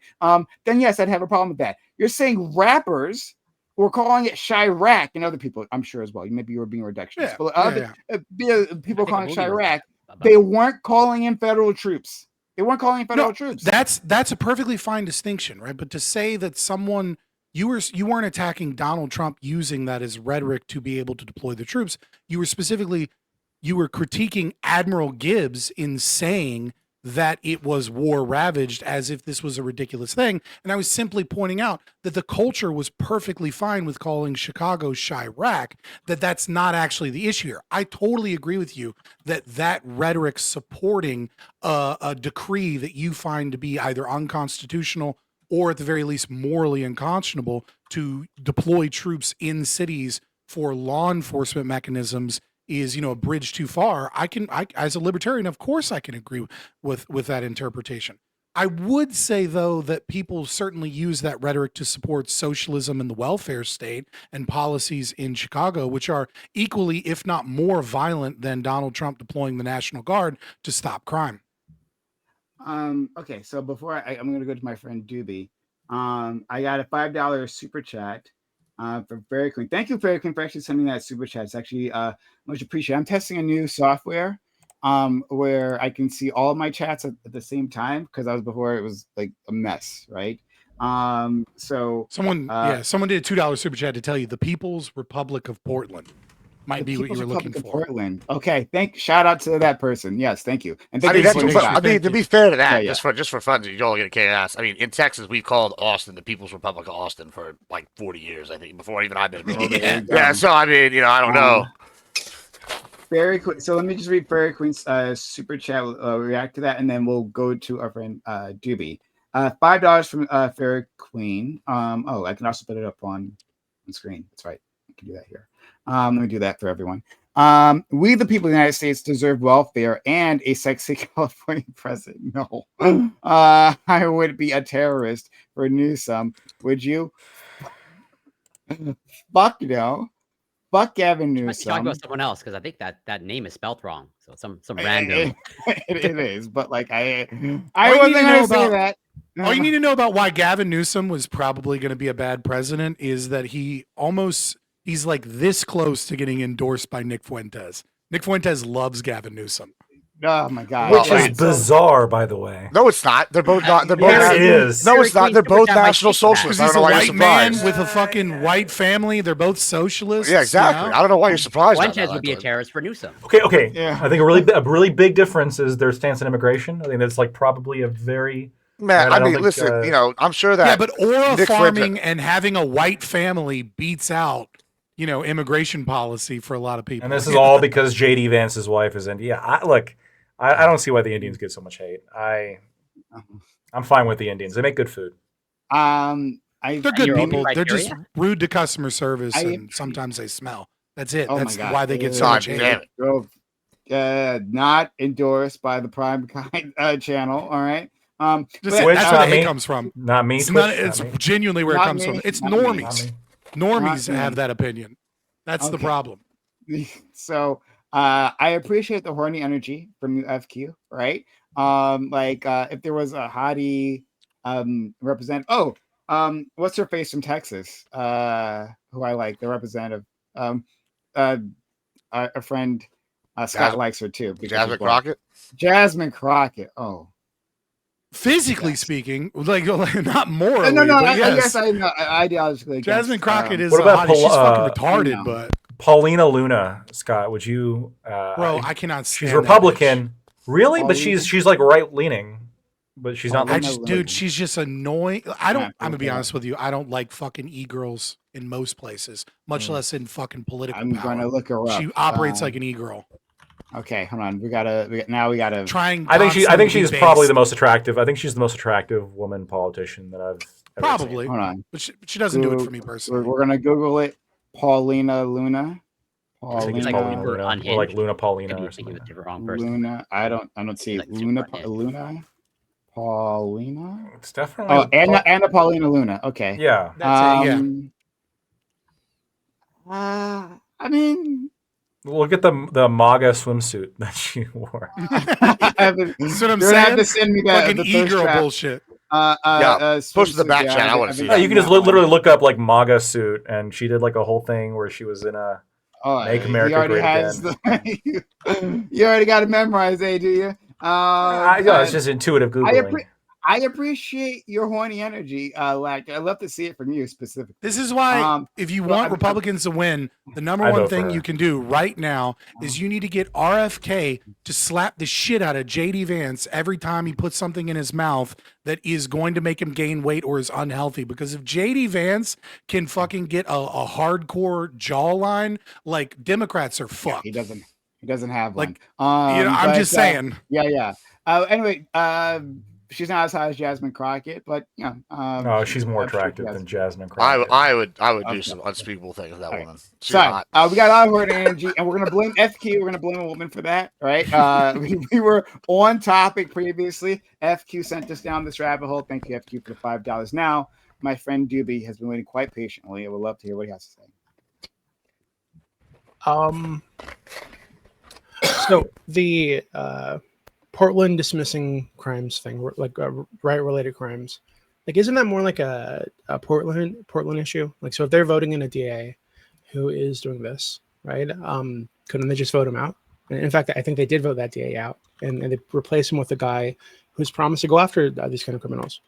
Right? So like that seems like something that could be handled at the state level. Seems like Portland's already doing that. So I don't really understand why we need, the federal government to come in and put their hand in that. Now, what I'm curious about is, so I am like sympathetic to the idea that having the National Guard or somebody come in force to clean up the streets might be a good thing in some cases, right? And I'm thinking of like Skid Row here in California. The issue is that like it's like the streets are dirty for a reason. These homeless people are there for a reason. So like, what do you do with them?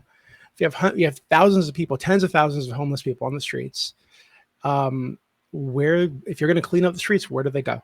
Did they just walk off to another area? Then you have another area that's fucked up. Like, you need to have a solution for that. If you're suggesting that they come in and push these people out.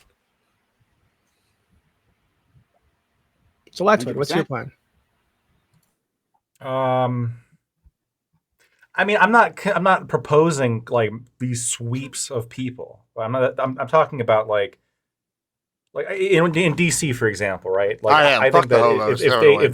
if they see like crime happening, like that, this is the benefit of having police officers, right? They see a crime and then they come all over and they're like, no, you can't do that, and then Yeah, but they'll these guys stop it. probably aren't like trained to do that kind of like enforcement, are they? Or like policing? But here's the thing: the other benefit of cops is that them simply being there is a deterrent, right? Because the calculation the criminals make, criminals tend to be almost by nature, very short-term planners, right? And Yeah, it's all so about whether or while not they think they're going to get caught. getting caught is a much greater deterrent, and by the way, sentence length Yeah, I is a understand. deterrent, right? But the fear of getting caught is tremendously greater. And so Yeah, I if you just understand, but simply if that's the have like case, a like, bunch why of wouldn't you armed just troops have- walking around, Why wouldn't we advocate for this to be like a common thing, like federal soldiers all over the country, like patrolling through cities? Like, why wouldn't we advocate for something like that if we think that their presence is going to bring down the crime rate? And it might bring. I'd agree. It will bring down. it the crime did in DC. Yeah, so I agree. This is like going to be a natural consequence, right?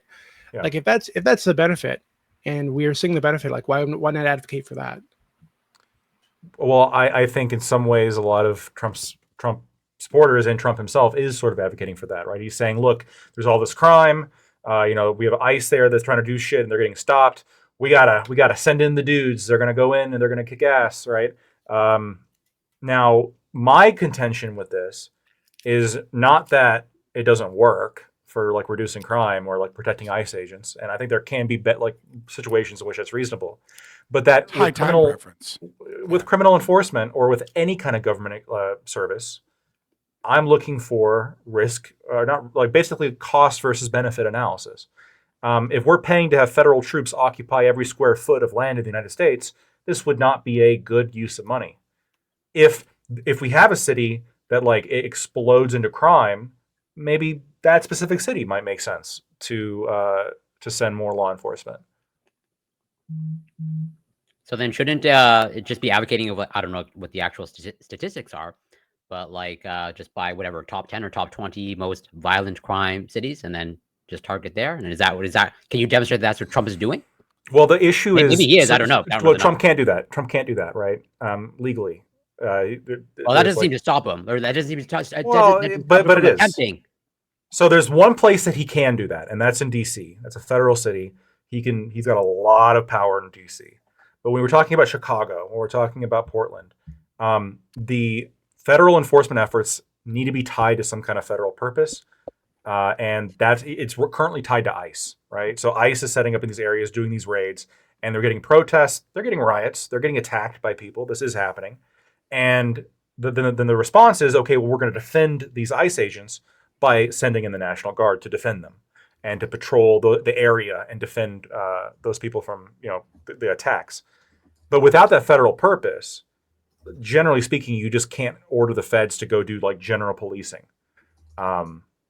And so like the top 10 cities, like if we could just order the feds to go in and do policing, doing top 10 would make the most sense, just flat out, right? Well, Take the top 10 and just like every year, whichever city has like the top 10 cities have the most crime, And they get federal sweepstakes. troops. Yeah. It's a sweepstakes, right? But Trump can't quite do that, right? He can do DC, which also happens to can have one do of it, the most actually. crimes in the United States. He can do it if like the governor invites him, like in Memphis. If Like, the governor does, yeah, like because but Memphis, I think Memphis is what the number one. Chicago, Portland. Well, isn't Memphis LA. number? Yeah, sure, but isn't Memphis like, for example? I think this will be a good test of this, right? Memphis is allowing them in, and I think they're Yeah. the highest murder rate in Tennessee the United States, right? And so they're sending them in. I think It's Grid up there. Memphis. Alabama's Yeah, pretty high. Yeah, Alabama's are there. Yeah, so No, like I think Memphis Grid, is bad. Grid mentioned this Memphis is earlier. bad, If we bro. actually see a tangible, they like they'll come in and flood them with the surge, and that allows police to get them. It's kind of like, all right, this is gonna be a kind of funny example, but y'all.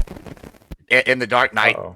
yeah, we're back. My headset's on its last legs, I think. But I all remember the Dark Knight. All that right? money. Bad Yeah, right. headset. Well, yeah, I mean, it just started happening like today. So, we'll Just get get a a real mic. We'll just order one tomorrow. Anyway, listen. So we go in here and we got like Memphis, right? He goes in there and they clean it up and they do kind of like the Dark Knight, where it's like, okay, we might not They get the blow up top the guys. bridges. Well, yeah, maybe the bridges, but they go in there and they get the like. It's kind of like what Harvey did says. The It's like FBI that likes to it's blow up like, hey, bridges, we not- go in there and not we arrest all these president people. specific. It's not necessarily that you're gonna get all the shot callers and shit, but if you get two, like I don't know, a year of clean streets or 8 sweet months or whatever, and you get these people off or however long, then it's like, okay, we can focus on like getting other things. We can clean up the city. You can put like security, and then withdraw, and you have long-term effects based off that initial surge kind of thing. And I think that Yeah, I mean, that I might think be what able- they're. Sorry, I thought he was done. Oh yeah, I'm done. Yeah, I'm done. My headset's Oh. not gonna go ahead. Your mic is done, Um, that's for sure. Yeah, Yeah, his mic is. I'm ordering. done I'm for ordering sure. a new one right now. Yeah, He's literally on Amazon right now. Hitting yeah, out the I'm cart. literally. So I think that the thing about Memphis is that the actual trouble area, like in a lot of cities, is actually really small. I want to say it's like 8 or 10 it's always blocks. like that. And so they're just basically going to contain that area. They're going to try and work with the people who don't commit crimes in that area to find the people that do commit crimes and take care of that. And I don't understand. I mean, I really still nobody has yet to really explain why you want less resources for your local police if you're having a crime problem, which it seems like most of these bigger cities have. I But still they're don't not get having it. a crime problem. That's the thing. One, they're not having a crime problem. Crime is I can, decreasing. but it'll derail. Crime is I know that you Um, can, Scott. crime is lower according to one study. Crime has been dropping to below pre-pandemic levels. Yeah, like this thing they're talking about is Well, isn't that just because they homicide changed and the way other they're violent crimes tabulating continue to fall So- below National pre-pandemic levels in- victimization in survey well, isn't, 42 though. U.S. Cities. So Scott's like right.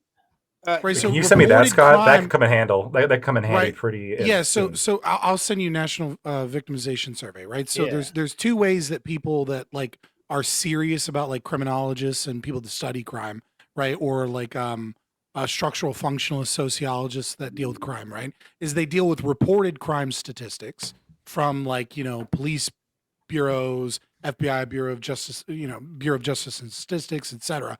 And then the other thing they look at is national victimization surveys, right? Because that is dealing with like if a crime occurs, especially violent crime, then there is a victim, right? And so a lot of times you might have underreported crime, or you might have like police don't catch every crime, for example, right? Right. Yeah. Or I not mean, the every only crime reason gets that- reported. And so Right. National Victimization Survey looks at victims, and then you can extrapolate obviously crime based upon looking at victimization. And according to National Victimization Surveys, crime has not gone down to pre-COVID levels yet. It's still showing a drop in crime since like the BLM, George Floyd, COVID lockdown era, The Summer of whichever Love. thing you want to think is Summer of Love, all that stuff. It's still going down since then, but it's Sure. not still at those pre-pandemic. Okay, levels. so we're having I'll Well, grab, hold I'll on, grab but let me- National let me- Victimization So Survey. so one second, we're having try a to table downward off. trend in crime. So that's happening. And I'm not Well, we had a trying to say, spike right? in crime. We and had then we had a obviously spike we're in having- trend, and now we're having a downward trend in crime.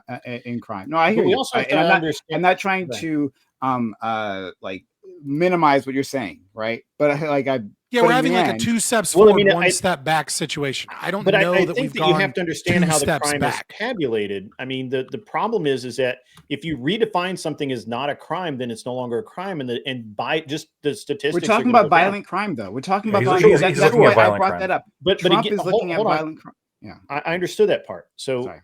the problem is that if you change a category from an assault to just a mere battery, which it doesn't make the line, then it doesn't get counted. Or if it's not even if people just don't even bother to report it, all crime statistics are literally just a measure of what is reported or directly observed by law enforcement. We actually have no idea how much actual crime takes place in this country, because for a crime to make it into any of these statistics, it has to be reported to the police. Right, but again, isn't this a local issue though? So if we send the National Guard into an area that has crime issues, and they bring down the crime rate, isn't this in some way shielding the local police force, local DA who's actually behind the surge in crime in the first place? Because now you're going to have an artificially reduced crime rate.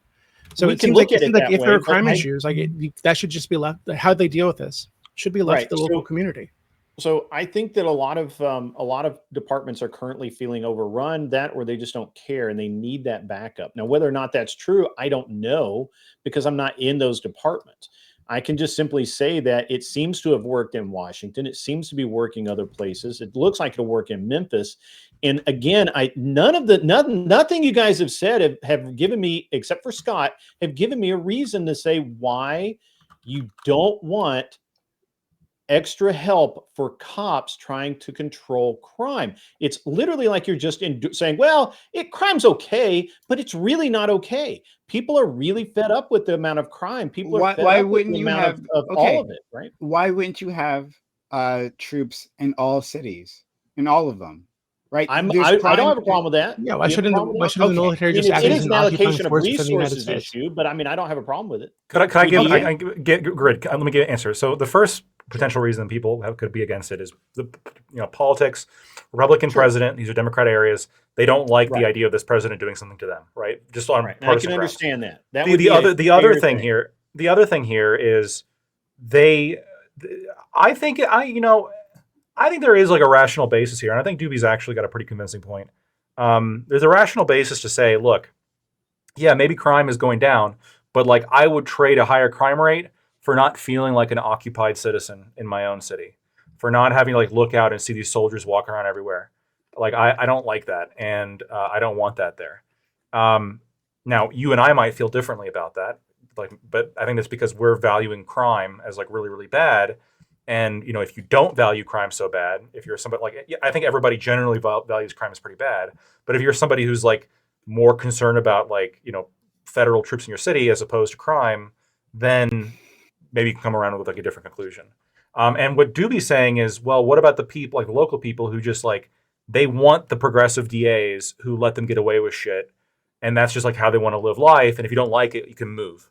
I mean, that argument would appeal It's to just Gibbs. the beauty Yeah, of what democracy. you essentially you know? have is like people from Punish outside of the these minority. communities saying, "Hey, I don't like the way you're enforcing law within your community, so fuck you, I'm gonna send the National Guard in there." Like that doesn't really make sense in our, I think Well, criminals don't have rights, right? So, like, if we're talking about the right of the community to elect people that are going to enforce the laws in the way that they want them enforced. Right? So Right, if but they if they vote for this criminals DA exist- who's going to dismiss a bunch of right-related cases, that's on them. They voted for the guy. That's what they wanted. right, but that's the same thing as like saying 9 out of 10 people vote for gang rape. You know what I mean? Like, just because the 10th person, you know what I mean? Like when we're talking about crime, we're talking about rights. Criminals don't have rights. You cannot argue that the criminal has any right whatsoever. You can say they have a right to The life criminals if do have let's say they rights, only like- stole, What do you mean? right? But alleged criminals in our current, from a legal positivist position of like our current framework have, right to a fair trial, et cetera, right? But if we're objectively speaking that someone is, let's say, a murderer, right? Objectively speaking, they have no right to life. Okay, you can do whatever the fuck you want to a Okay, murderer. but if you're a would cat go burglar, back you to do the- have a right to life, right? right, if you're a cat burglar, you have a right to life. Unless you're an right? actual But you cat. cannot- Yeah, if you throw, So- if you throw so a rock at a most cop, criminals have you rights. You a right. cannot argue, right? You can't argue that you not be kidnapped or that you not be held and forced to pay restitution and retribution for the crimes that you've committed, right? A murderer has no right. You can do whatever the fuck you want to a murderer. Right. So only a very specific. I mean, a I disagree, rapist, but a a very thief, specific right, like- subset of criminals Right. you're referring to. Can the cat burglar that be you think- tortured Regardless, indefinitely? but no criminal has a right to avoid being taken into custody and forced to pay for their crimes, regardless of the crime that they committed. Oh, Now, I that's understand fine. the We're not argument. talking I about the right understand of the criminal, hold on. though. I understand the We're talking about argument. the right of the of DA the and right of the community right. to Right, not, right. not I do enforce law in that understand. way. Right, I do understand the concept of the right of the community to not have things that they don't want in their community that they didn't vote for. But the problem is that the community's rights to house anarcho tyranny in their community and punish those people that do want federal police or do want some type of law and order cannot outweigh it's the contradiction of democracy. You were saying that because even if the community 55%, right, want a bunch of soft on crime DAs and want people to shoplift and loot and, you know, do whatever without facing any real repercussions until they actually kill somebody. There's still that 45% of the community that is being terrorized by violent and property crime, and they have a right to have their communities protected by their own self-defense. but, like, why one wouldn't that this- the state has stolen from them, that then becomes incumbent upon both the local representatives as well as the federal government to enforce the Okay, I understand, the but why law wouldn't and order this apply against to those every other criminals. law, right? So let's say a law passes with 45 to 55. Like if the federal government says, "Hey, that law is bad, and we disagree with this law that you guys have voted to put into place," why couldn't they just come in here and say, "Hey, you don't get to enforce this law because 45% of people here don't want this"? Like Well, I mean, we it see just this- seems we like see you were this- you're well, like, stepping first over of a all- line there. Well, first of all, in reality, that does happen, right? We've seen that with weed legalization over and over and over again, where states have voted for legalization of weed, and then they've used interstate commerce and drug scheduling and all those laws to enforce, you know, if an area, Do you think that's a good you know, thing? especially in the beginning, right? No, I don't think that's a good thing, because it's a nonviolent crime, because it's not an actual crime, right? The problem, I do agree that there is a problem where crime becomes a voted democratic thing that the state or the executive decides arbitrarily and then labels something a crime that isn't a crime and then uses that as justification to enter a city. But when we are talking about things that are objectively a crime, right, which is violation of people's right to their body or their property, right, those people have no right to not be kidnapped and forced to pay restitution and retribution for those crimes. And insofar as the state makes it illegal for me to go and take care of myself, or for companies to take care of it, or for private security to go take care of it, so long as they say you don't have the right to vigilante justice, then it becomes their duty to ensure that those criminals face punishment.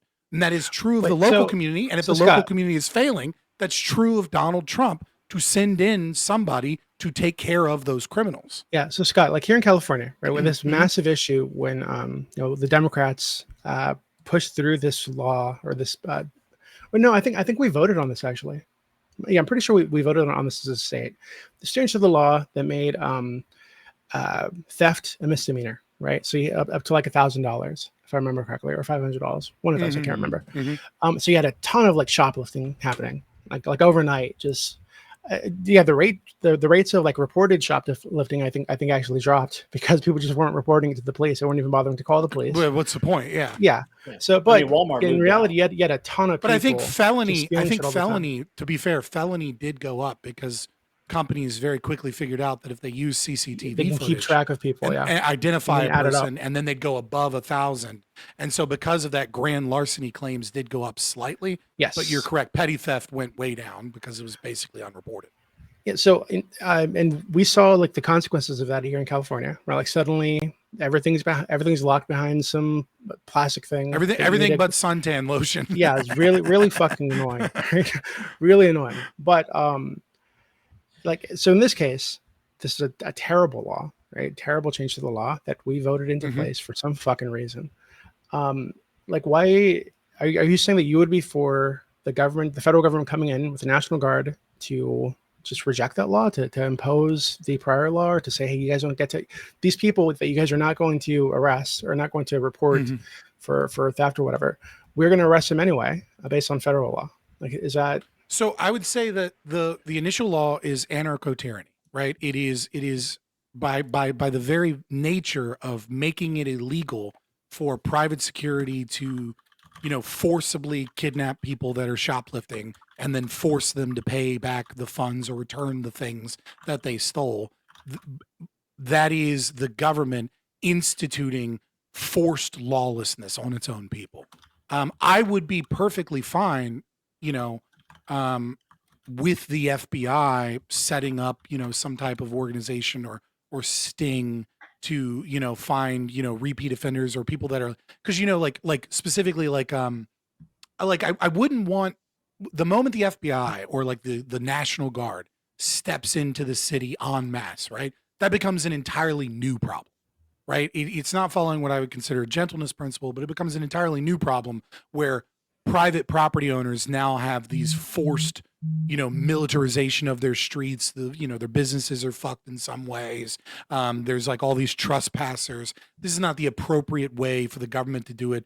That is the least invasive way. But if, for example, the FBI was tracking Discord groups, right? Where people like come to, or Telegram or Facebook chat groups, like where sometimes they show up and there's like 50 people coming in and stealing clothes and then they throw them in trucks, right? Yeah. If the federal law enforcement were tracking that, knew when that was going to happen, and then boom, they were just there when it happened and the roads were closed and they arrested every one of those fuckers, regardless of what your state laws are, I would say Yeah, that but that I is don't a think reasonable I think most usage people wouldn't of have an issue force. with that, right? But the reality is, like, that's not what's my answer happening, to right? the question. You know what I mean? So I'm not saying I the- support the National Guard in these cities, right? I'm Okay. giving context on what it is that I believe and what the problems are, what the contradictions of the state are, and promulgating my Okay, then let me philosophy ask and you, my Greg, ideas. because I think I'm not pro Trump sending in the National Guard into Okay. into Portland. I think it's a stupid waste of taxpayer money. I think it causes more problems than it solves, and I think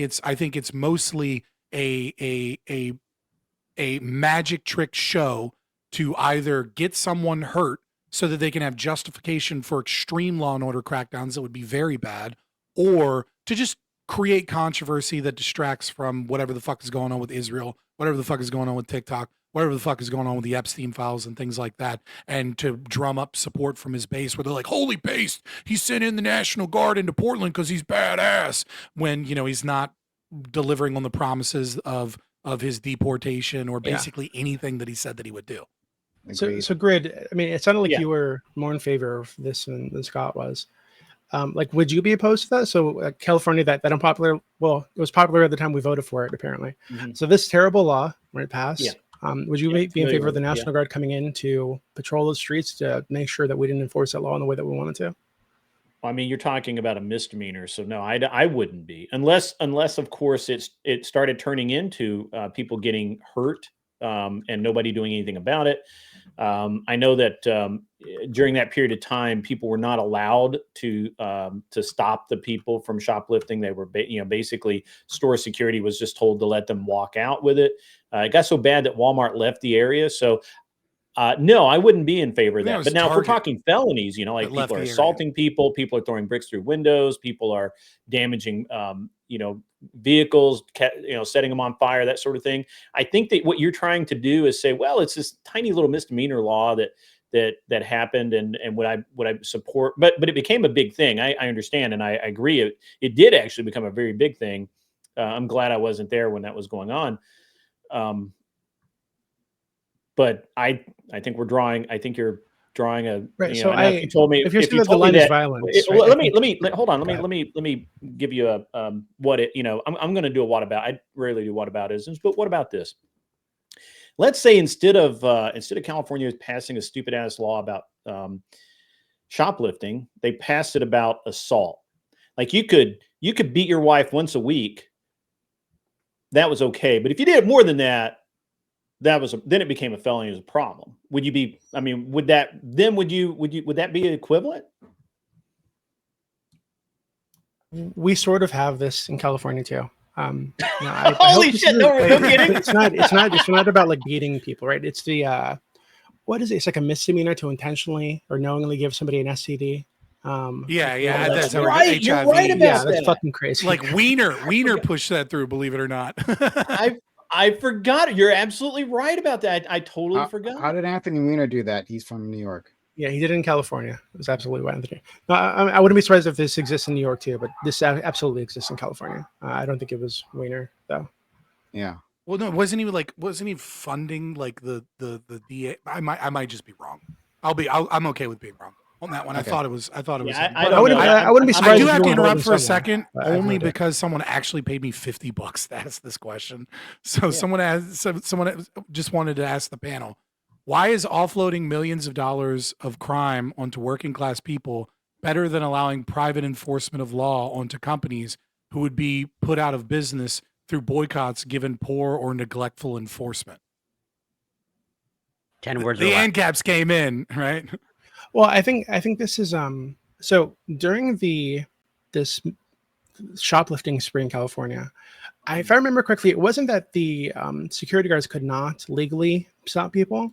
It was Right. that the stores told them not to because it wasn't the worth store- reporting well, them. no, because And then, of course, they don't want to risk lawsuits if the security guard beat somebody up or whatever the fuck.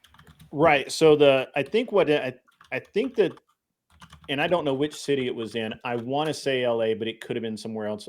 They actually said that private security guards could not stop people from, physically can't stop people from doing anything. That became part of the that became codified, I believe.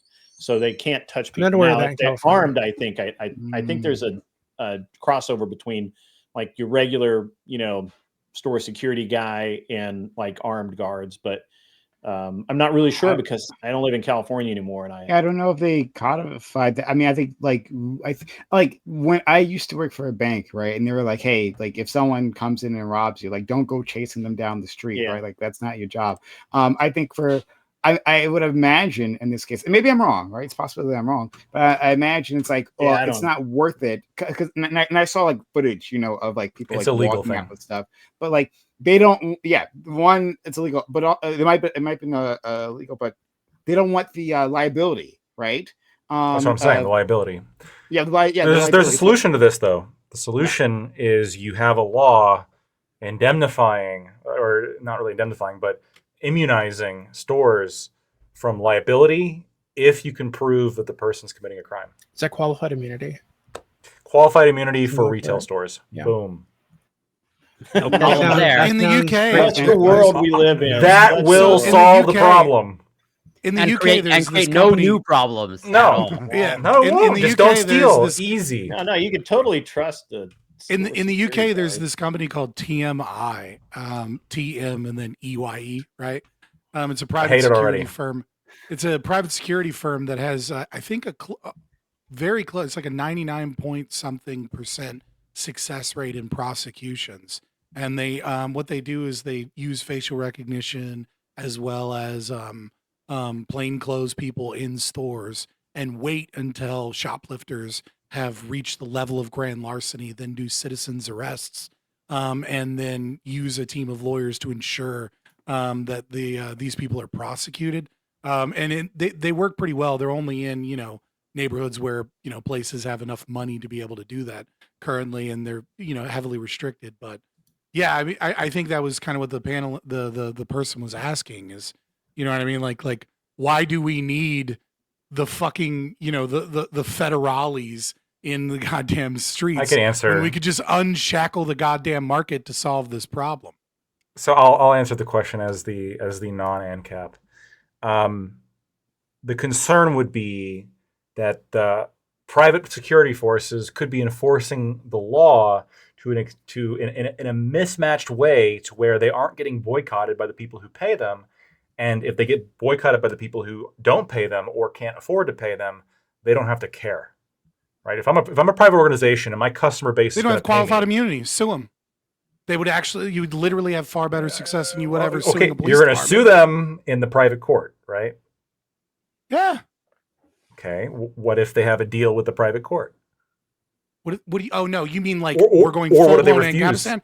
That's Yeah, an yeah. entirely different. That's an entirely different scenario than unleashing the market and maintaining everything else Okay. being equal. Yeah, if you maintain some kind of like level, you can sue them. I mean, we currently have this in a lot of states, like bail enforcement agents, otherwise known as Yeah. like basically bail agents, mercenaries by another name. Like they will, yeah. Like I don't know. I get it. On the other hand, like somebody not from the government coming into my house. Oh no, no, Like, I'm I not don't even- like I'm not anybody even in my arguing house. We go that far. We're not. I'm But not like some arguing that fucking go that far Joker right in like a Mickey Mouse like No, outfit, we're like not even that- coming in. We're not even that far. I'm saying deregulate security enough to allow security to do citizens arrests and build cases against people the moment that they are caught shoplifting. I still like they're, my idea in these of places. I still like my idea of qualified immunity for retail stores. I think that will just solve the problem. Because the And problem right now actually is like, okay, how- somebody steals some shit, right? And then you tackle them. Oh, my back, you hurt my back. I'm gonna sue you. You can't tackle me. Oh no. All the company should have to do is prove you were trying to steal shit. I took reasonable action to stop you. Yeah, tackle I don't you, disagree with your. tase I don't. you, something I like was only that. dealing with And the then super you chat. should just be I agree immune. with your position. Yeah. Right. Like you should not be prosecutable in any way, shape, or form, both civilly or criminally, for injuries that a person sustains in the act or commission of a crime. Right. Like if they're stealing, I should be able to tackle you. Now, granted, maybe we can have some common law for now, so long as we still have this current justice system that like proper escalation, that you can't like pull out a gun and shoot somebody, but like, you know what I mean, because they're stealing some Twizzlers. Can you And tackle you're them like, into a "Ah, bullet?" psh." So I tackle thought them about into a this. bullet. Well, I thought about this, and Yes, a I- still bullet. I agree with you that, like, politically speaking, like this would be a complete non-starter. So sure, I guess we can't have the executions for the Twizzlers. But on the other hand, Oh, I guess. if you had that rule in place and then somebody stole Twizzlers, knowing full well that this is the potential penalty, No, I said you'd have to have do we really proper want escalation that? of force. No, So I understand. You could tackle somebody. No, You I couldn't hear you, shoot Scott. them Sure, until but there was Scott, like reasonable, etc. But Scott, but think about this for a second. I understand what you're saying, Mhm. but if somebody knows that, like, okay, so let's say the retail store has like a camera mounted, like a ceiling mounted camera gun, and it's like got a laser on the guy's head as he's stealing the Twizzlers, and he continues to steal the Twizzlers. Okay, Mhm. like, I don't want to say he's asking for it, but Are you trying to say no means You are no? saying that. but Yeah. like. Yeah, I mean, I would Why say steal the It sounds Twizzlers like if you're you saying know no, the I would result say- is going to be death? Put the would say- I would Twizzlers say- back. I would say that just outside of this panel, maybe we can have a conversation, or you could just read up on the gentleness principle, right? Like there's a certain level of objectively correct means of rational force, right? And so like you couldn't nuke a target, for example, because someone was stealing. Because Twizzlers. collateral damage. Right, but even still, Well- like you couldn't like fire off a machine gun into the store, you know, in the hopes that it definitely killed this person, right? Well, why don't? Like, the there's a thing that- reasonable level of. I understand. Like, I the don't want to general get too prin- into the principle, but like, I get it. yeah. I get it. So what I'm saying though is like, and when it comes to like the main reason why I think like I'm really opposed to this is because like, what if a child who doesn't understand the potential consequences steals a Twizzler? Like they got to be exempt somehow. Laser pointer on the head. That's where the Yeah. tackling comes into play. Huge Yeah, tackling. that's where that's where the They never tackling played comes into play.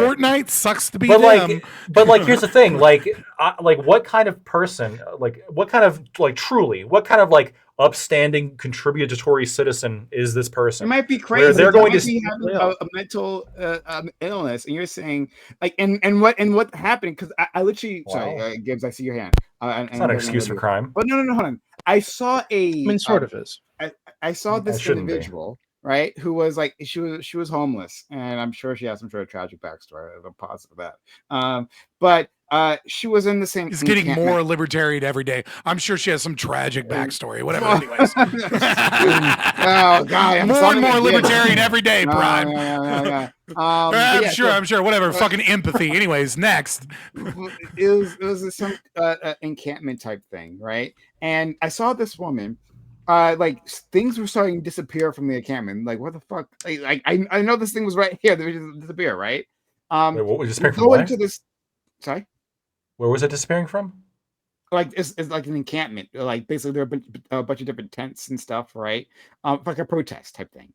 Okay. Yeah, just like imagine a bunch of like tents and shit, right? And anyway, this individual would like go ahead, right? Like and just like start taking things. I remember she's like walked right in front of me, right? Like I know this lady, and she just started taking stuff. I'm like, hey lady, what are you doing, right? And she just started taking my stuff, right? And then she just like went into this into this little tent thing that she had, right? And so like we started talking about it. I was like, yeah, we got to do something. So like the camp came together and we went to our tent. Like all our stuff was there, right? And we had to demolish this tent and like toss this lady out. But like she was like out of her mind. She was like a deep kleptomaniac. And I can imagine her in the store, the CVS or the fuck, right? Like honestly doing exactly what you said, taking the Twizzlers. Now she was otherwise harmless, as far as I can tell. Otherwise harmless, but taking the Twizzlers, right, with the laser pointer at her head because she literally can't help herself. And like, Yeah, but what do you do with this kind of person? What do you do with this We put person? her in a mental institution or something, Mm. right? Like we locked her away. It was like what we Who's should going be to pay doing for anyway. that? Well, Okay, all right, I I'll think leave that alone. I think I have a solution. You know, and it's gonna take. Okay, how about tranquilizer darts No, instead no, of hold on, machine hold on, gun? hold on, Compromise? hold on. No, I Compromise. got a solution. Okay, Actually, all right. Tranquilizer dart's fine. I don't care if like I- 0.1% die from. well, hold 'cause on, they hold on. fucking- I got 'cause a they're solution obese or here. some shit. I think that there's actually we marry y'all's two positions, Fabian's and Lactoid's here. One, I actually think that Lactoid brought up a good point. I don't want like some Mickey Mouse bullshit where they're walking up in and they're like not beholden to having to have warrants and they come in and they got their little own thing. And I have a concern That about wasn't that. my argument. Sure, I know be it's fair. not, but I mean, we all know that that's what they're going to do. We're gonna have police agencies hiring private firms to go and do this investigation because they don't need the warrant to do it because they're a private citizen, and then they're like, all Yeah, sorts of stuff. that's completely unconnected from anything that I said. Sure, or I know what it is, but would it's reasonably it's happen from the no. I mean, I think legislation it's that reasonable. advocated Hold on. I think it is reasonable within the realm of possibility for that to Nope. happen. But I have Not at all, because I that have wasn't what I was arguing. sure. making But legal. hear me out. Just let me finish here. I think there is a solution though, and it's maybe back to what we were talking about earlier today. Is maybe the AI, and what we do is we set up an option with these private companies where they can install an AI mounted like Gatling gun and maybe an electric net system, and it Yeah, identify whatever. the AI, and all then the the AI children. can identify if they're under 18, and Yeah. if they're under 18, under maybe a mental distress, they get electrocuted. Scan for mental illness, Yeah, too. and they get electrocuted. Or if they're like over 18 and they have Psychopaths yeah, now? Like- and then instead, Yeah. hold on, instead of having to worry about these people sitting in a mental institution, they could just get mowed down for when they have their psychotic break, and then we don't have to pay for that shit no more, and we don't have to pay for their crime. And then guess what? That saves taxpayers dollars. We create a new industry, and it's going to solve the problem of people stealing shit. Because guess And what? as- If you're going to worry about getting caught by an AI Gatling gun every time you go to steal, like buy a Snickers, and maybe you won't steal that fucking Snickers no more. I have the solution. Prime, you're going to love this.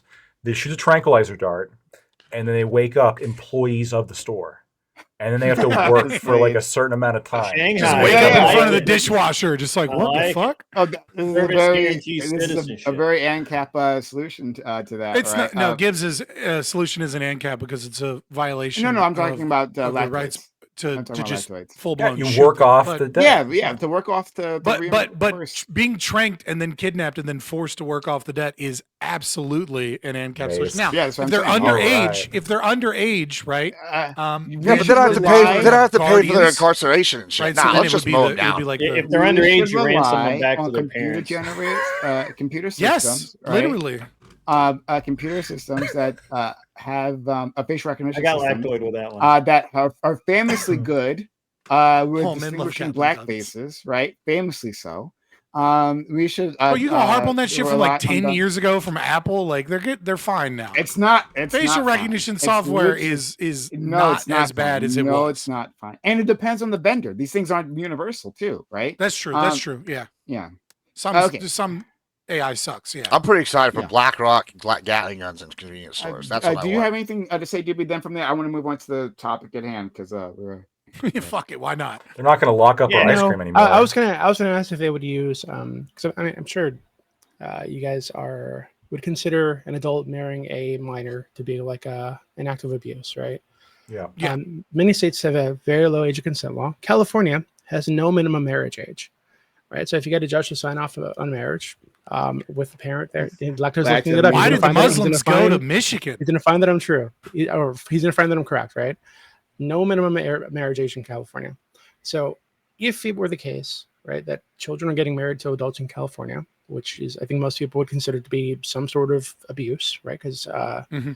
like, would you be in favor of the federal government coming in and cracking down on that? Like, what is it? What is the limit? So There are some crimes, yeah.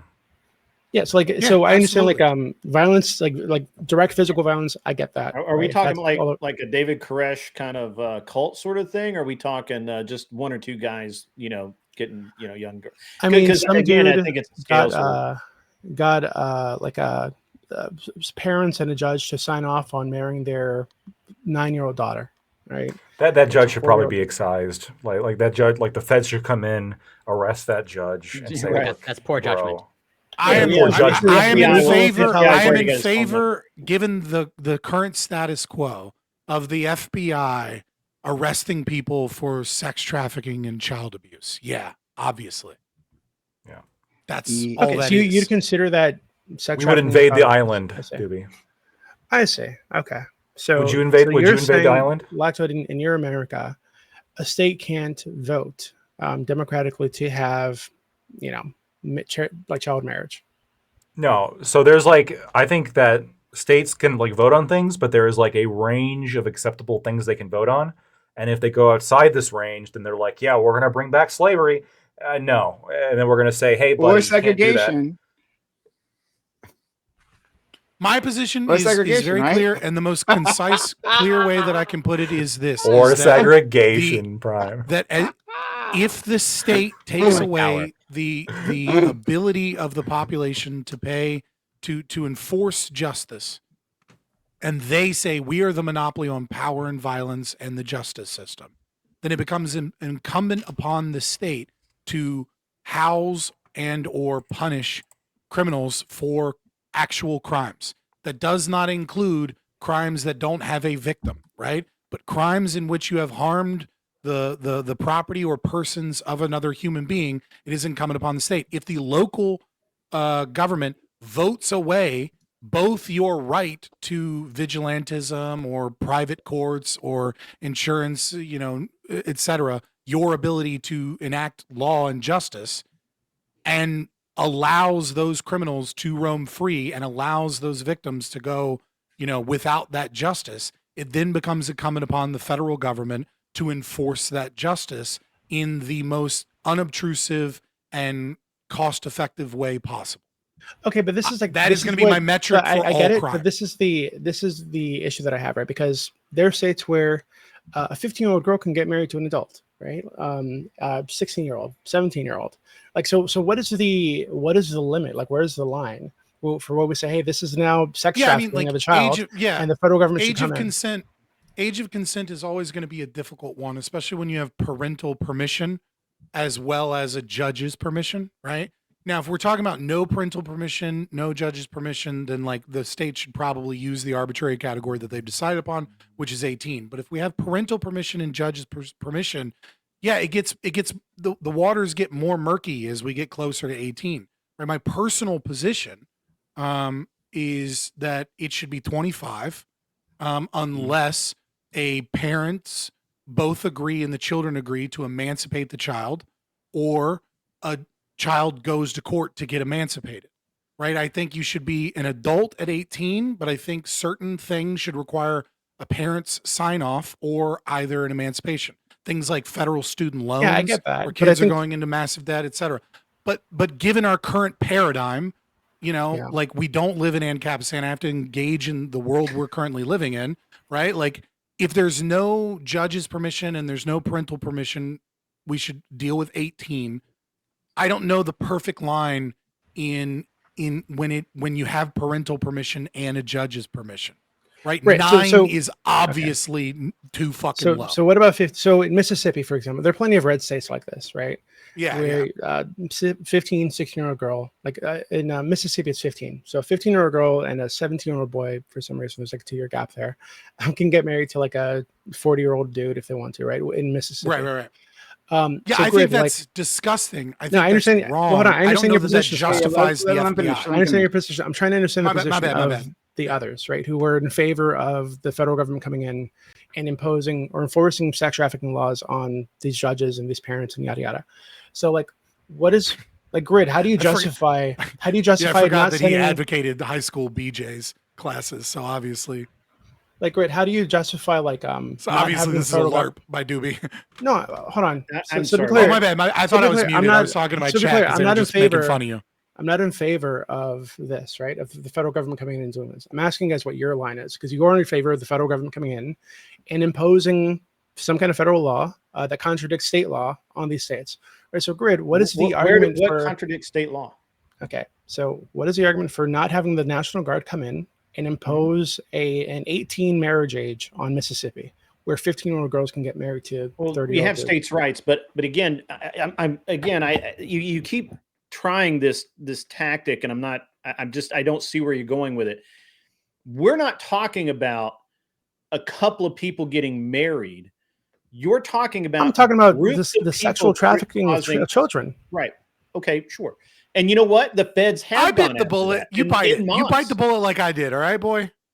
You in Moss, we've gone after sex tracking, have we not? Okay, With the but again, feds. Mississippi, Literally, the FBI has been Mayor investigating Ford- all over the country. and With, this is by the this is way, legal in Mississippi with occasionally parental consent. having to use federal marshals and other federal resources to assist in the arrest. So, what is your point? My point is, given that Mississippi has legalized child sex trafficking, do you think the federal government should come in and impose federal I don't know that on that's sex Mississippi? trafficking. Wait, hold on. You're You don't gonna think a have to define 15-year-old it a little better 15-year-old for me, girl because I don't marrying a believe 40-year-old that that's guy? sex I think it's is- gross. I don't think it's sex trafficking. Okay. Well, do you think A it's sex do you think crime. it's It's abusive? only in- sex you can- trafficking if you do what Destiny did, which is Sure. fly them across state lines. True. Okay, that's true. So, but I mean, I think I hope you would think that's abusive. It might be abusive in some way, or is abusive in some way, right? We're talking about like a 15-year-old and a 40-year-old dude, even with parental consent, right? If you get some parent to sign off on this, like still, Yes, the Fed adding should those rate them. rules in, Yes, it's not okay. the So, Fed so should you go guys in. are saying that Mississippi. Well, Grid, you're saying that. Well, I think your position should be that Mississippi should be subjected to the federal government coming in with the National Guard and changing that law, or not allowing them to have this law in Mississippi. No, you can't do that because you're trying with it, and it's not equivalent.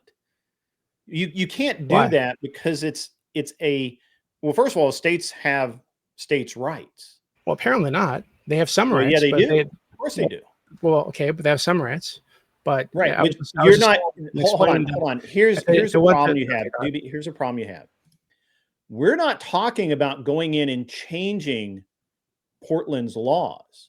We're going in and saying, hey, these crimes are not being in, these laws are not being enforced, or they're not being, these police can't, I guess, not competently, that's not the right word to use, but they're not capable of enforcing laws currently. Right. Empowered, I guess. The existing laws, Doobie. No, Have I, we, I understand. Give me the example of where the federal government, other than like, well, actually, I can give you an example, but I want you to give me an example of where the federal government has gone in with troops and said, you're going to change this law the way I want it to be changed. I think that would be, wouldn't that be like the end of segregation, where they came in with federal troops and forced them to, you know, they did Yeah, the, like was giving my 1960. example, Yeah, yeah. for sure. Yeah. Yeah, that happened. yeah, But yeah. is So, that happening currently in no, any but I'm of telling these you, places? this is what I'm trying to understand, right? So, given that all that we just went through about states having the ability to, you know, within a window, vote on things, Sure. given that Mississippi has legalized sexual abuse of children in some way, like why shouldn't the federal government come in and say, hey, you guys don't get to have this law, so we are going to make you enforce an 18 Because you know, again, we both know you can't do that.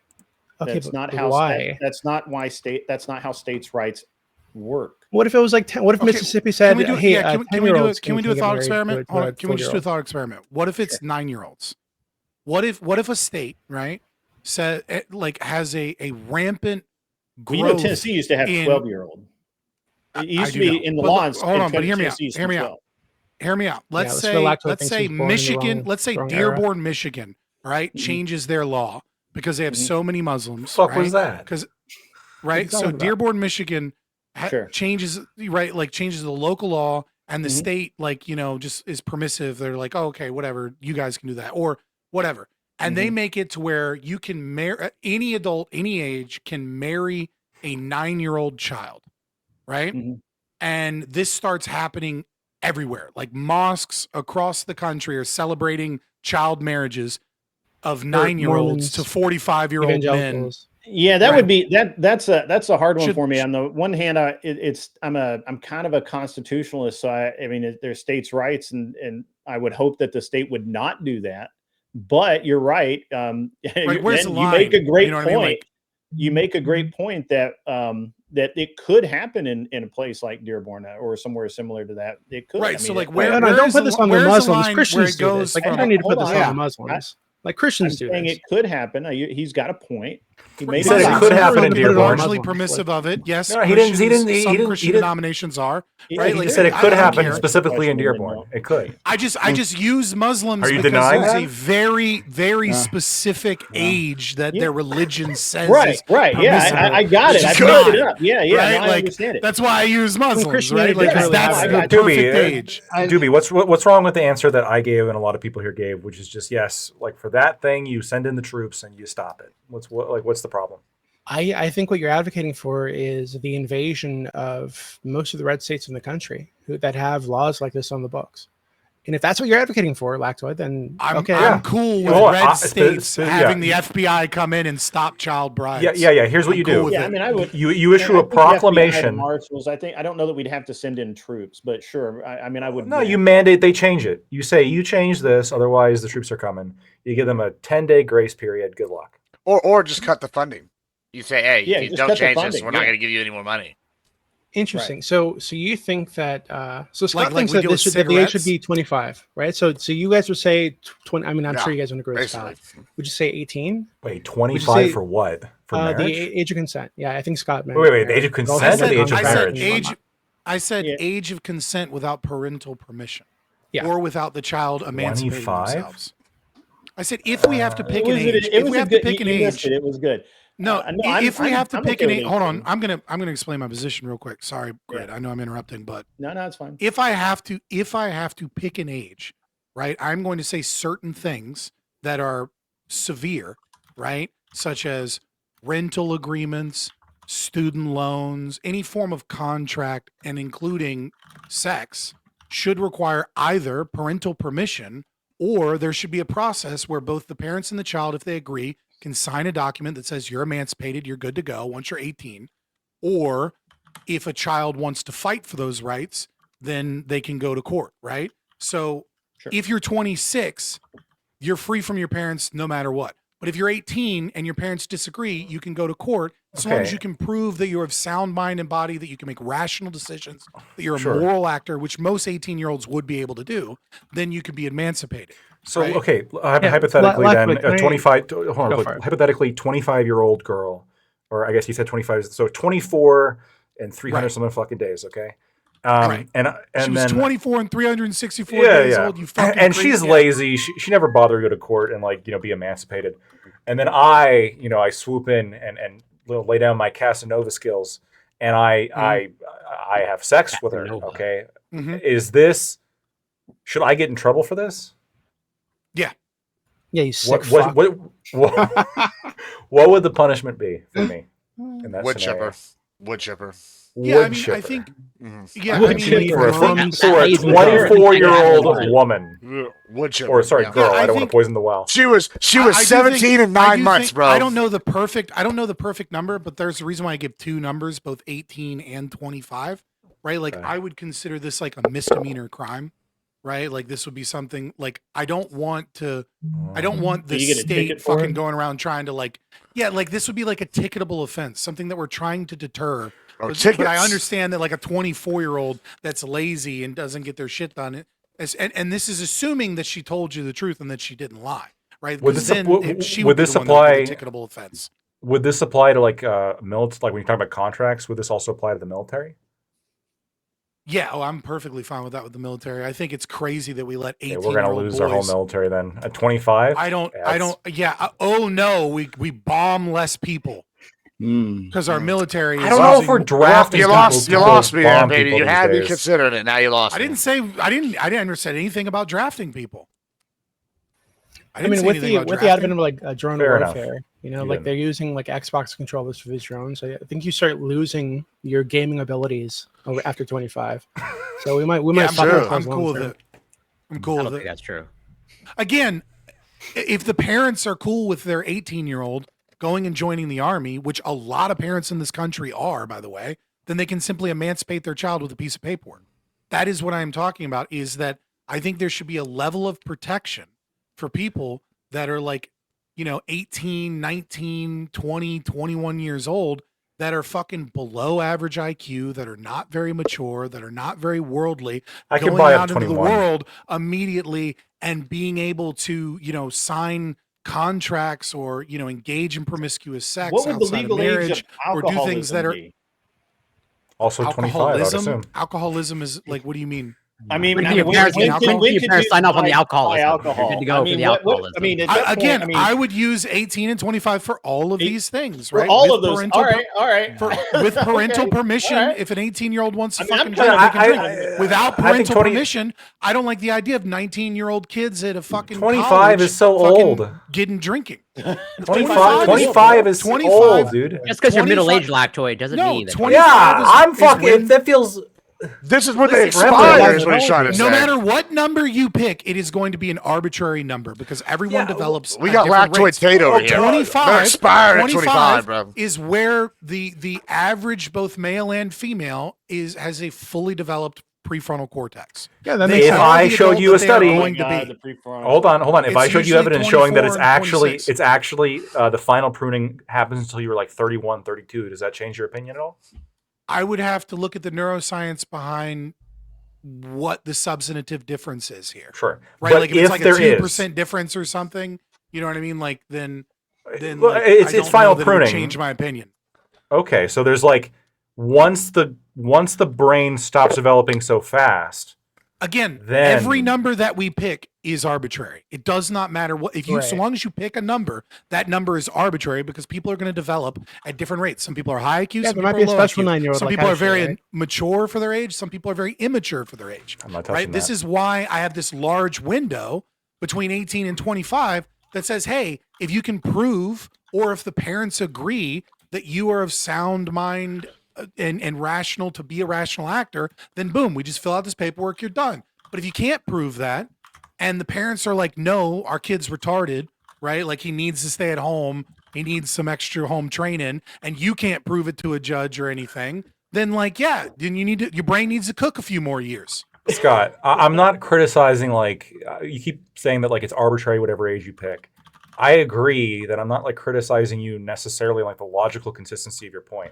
You could have somebody say 80. I think that you come into sufficient wisdom to consent to these things when you turn 80. You could have this person say this, and then I could say 80 seems a bit steep, and they would say, well, I mean, what's the difference? Like, I can justify 80 just as you could justify 21 or 18. Fair enough. Right, but well, not just as easily because I have a rational argument for why I am. I can come up with a 25. rational argument too. The right? wisdom, right? There's a sufficient level of wisdom at 18 to make at 80 to make these decisions. You're saying Biden was wise. Yeah, again, Thing, right? this is the problem with the fact that Yeah. age agree with of that. consent is One of the few. One of the indeed few. is indeed an arbitrary number, right? So we have to do this upon a consequential basis. Like that is just the reality of the Right. situation. Well, hold on. And That's so what I'm I- doing.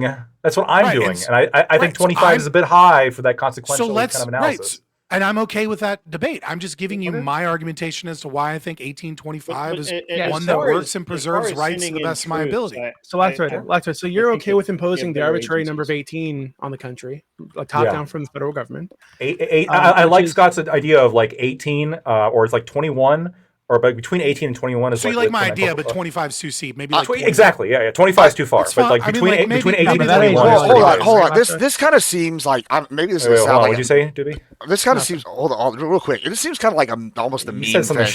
shitty. The mean. I didn't say Well, anything. What are you talking about? the, You'll be the, never. I said something. Doobie. No. No, Oh, okay. Doobie, It's fine. Go Doobie ahead, said Gibbs. something. Okay, anyway, so it seems almost like the meme kind of thing where, like, I don't know, I'm sure y'all played Helldivers or at least heard of Helldivers now. They have a little cutscene in there, and one of the cutscenes is like, hey, before you, like, try to procreate or do any activities that could lead to sex, make sure you fill out whatever triplicate form C, right?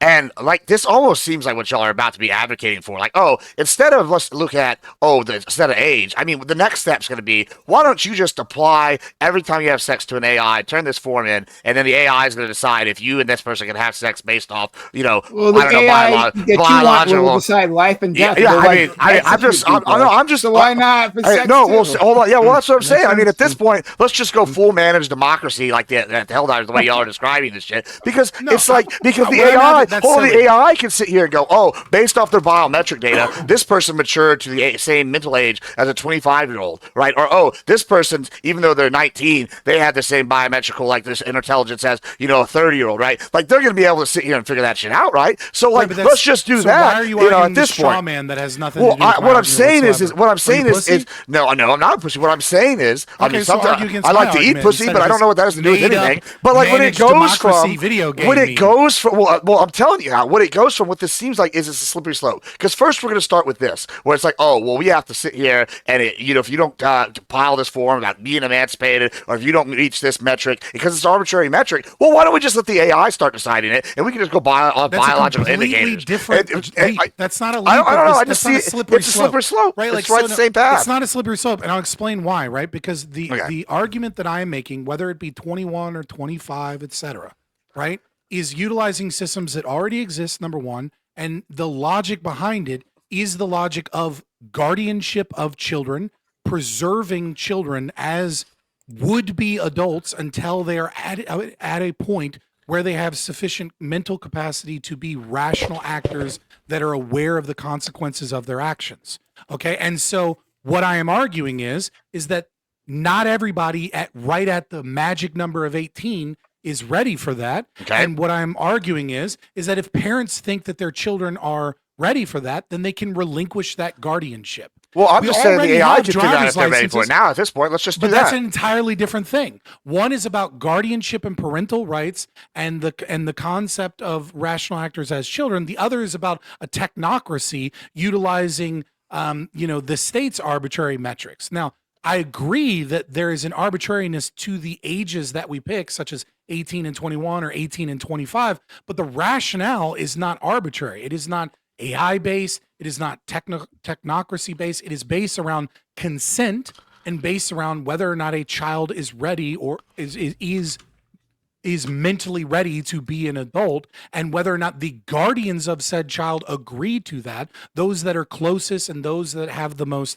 that are custodians of those children's rights. We already have driver's licenses in most states where it's like horizontal if you're an adult and vertical if you're not an adult, right? So that you can very quickly show your ID when you're buying alcohol or tobacco or things like that. All I would do is, instead of having this horizontal at 18 and then vertical at 18 and horizontal at 21, I would just do the same process. But if you fill out the paperwork and the papers say, yeah, we emancipate, you're good, then you get the horizontal ID.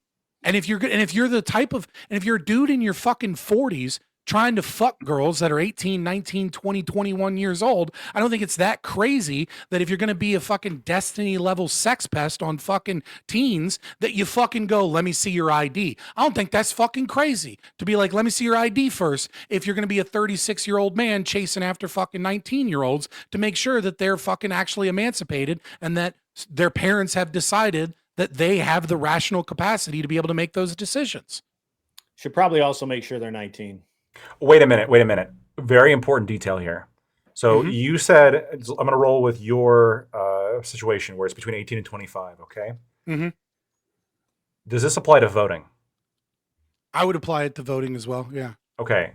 But can a parent specifically approve or deny their kids voting based on how they assume they're going to vote? No, I would say you don't get voting until you are considered to be a full adult that doesn't need a guardian's co-signer for you. Okay. I think it would be crazy that they could let you go to college and let you take student loans and let you get married, but not let you vote, right? I think you are either an adult or you are not an adult. And this is, albeit an arbitrary means, but I think a better means than our current system of being able to determine who are rational actors and moral agents.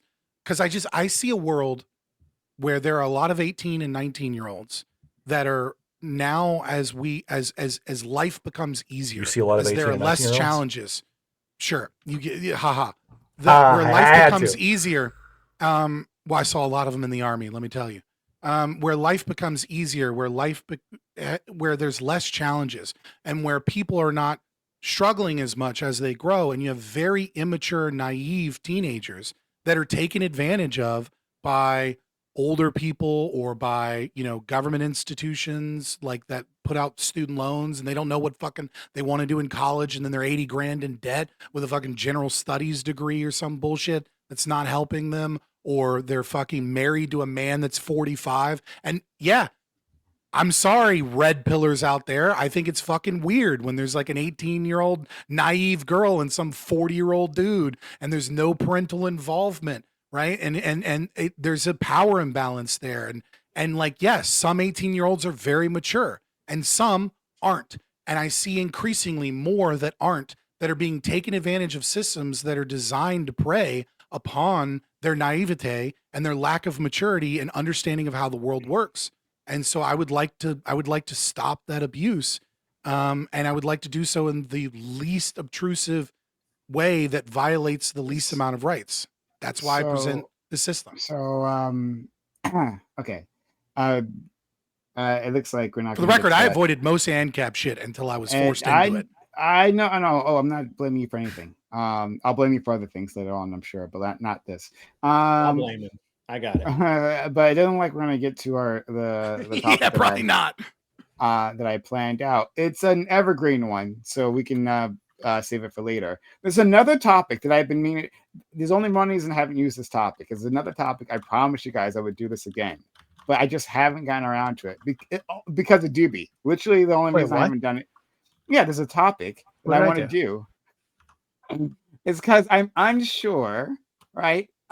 If you'll be available, because I want you around for this topic, and I and that's the only reason I haven't done it. What's the But, topic?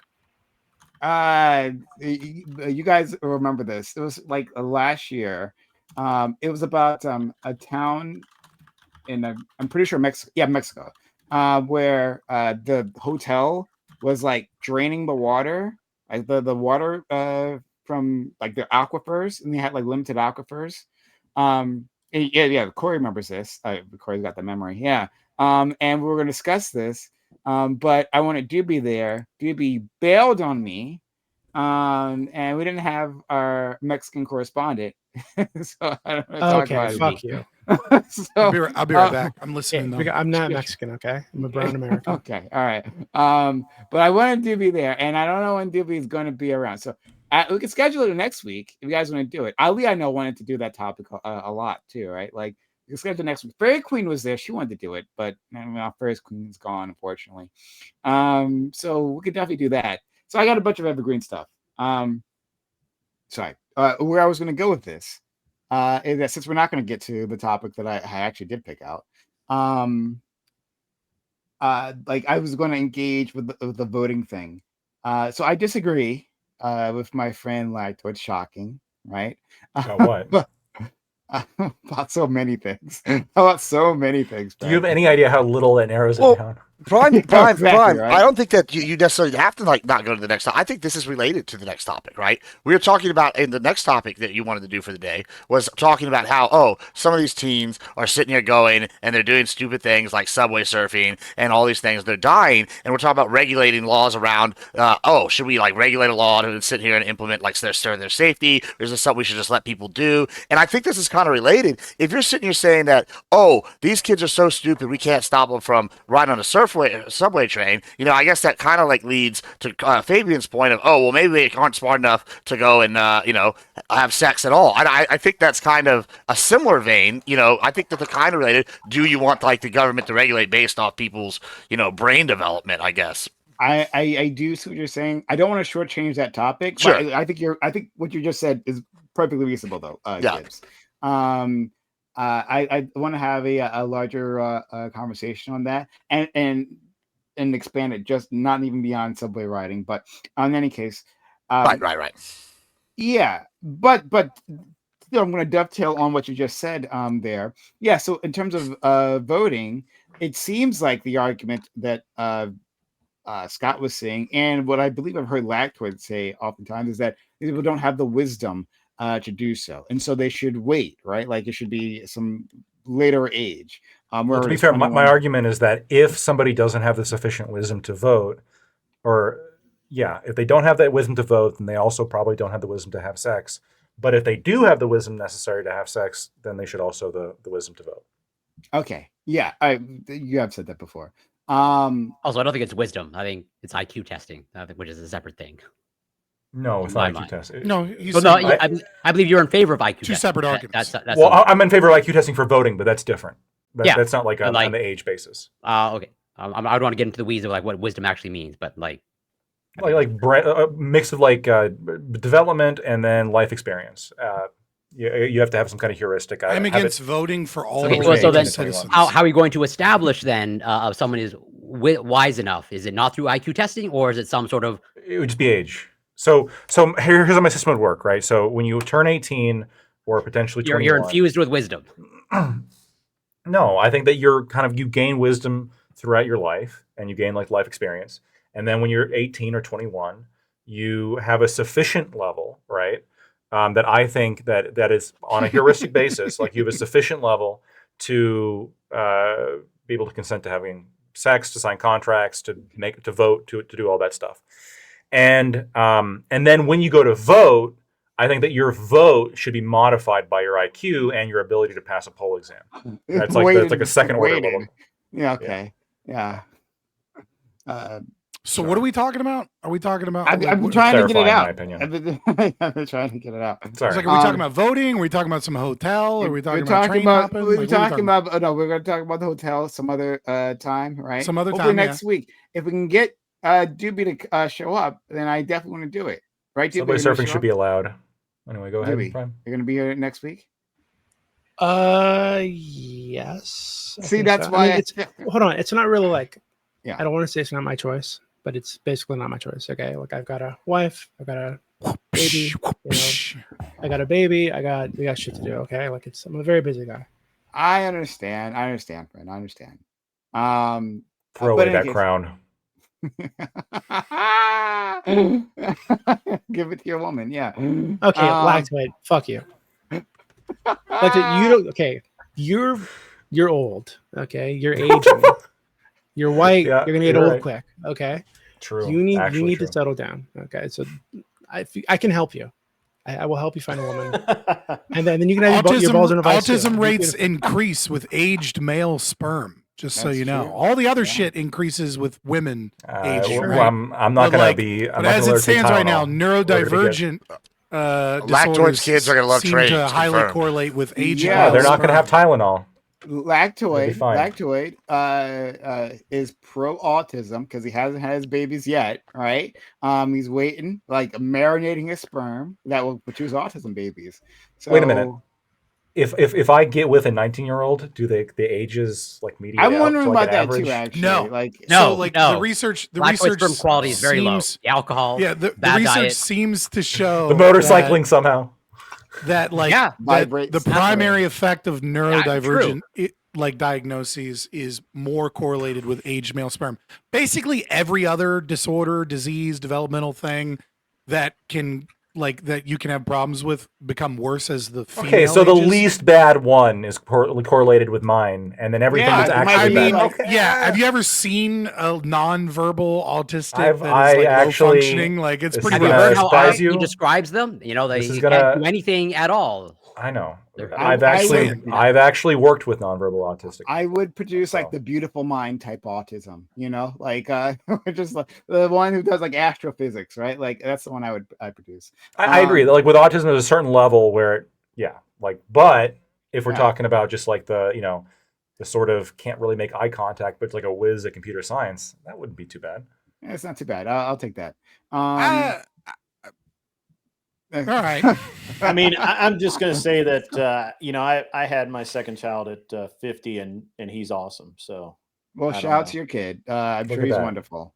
Yeah. See, you so guys she- shitting on me. Didn't think about that, did you? Right. Yeah. He does have a testicles Fuckers. full of microplastics. Like Uh, it's different. Hey, Lactoid, just I buy, don't- you know- I Lactoid, just probably buy a do, train yeah. conductor uniform and you'll be fine. All right.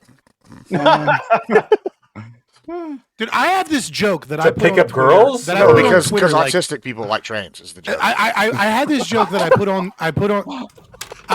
Yeah, that was worse so- than I thought. I did not know. Yeah, no, you didn't get it. It's okay. I had this joke that I've put on Twitter like 3 or 4 times maybe over like the past few years. And I now realize that there's a bunch of people like Prime guys that just don't get the joke. And I thought it was fucking hilarious, but every time I post it, it gets like 2 likes. I'm like, what the fuck? Like one day it's going to be a banger. And the What don't tweet I get? is, I like to date autistic girls because just like me, she wants the trains to run on time. And I feel like that's a banger of a joke, but everyone apparently it doesn't hit because nobody No, I fucking get it. I get it. understands. It takes, you get it takes me a now because you second. didn't No, no. earlier. Well, I remember you saying it earlier. I'm sorry. When I don't no, remember. Grid was talking about his friend. It was like, I I know he understand talked about Mussolini said he wants to Mussolini, train but for I all the didn't- time. Mussolini. I didn't remember. I know you. Just I'm because not make the gonna lie. trains run on time doesn't But mean like, so everything's like, great. because he's autistic and you're fascistic. Okay, that makes sense. Yeah, that's Um, the Can I, joke. can, Yeah. can I- can I read a Yeah. comment actually on your chat that actually I think is an interesting idea? Who's chat? On Shared? yours, Prime.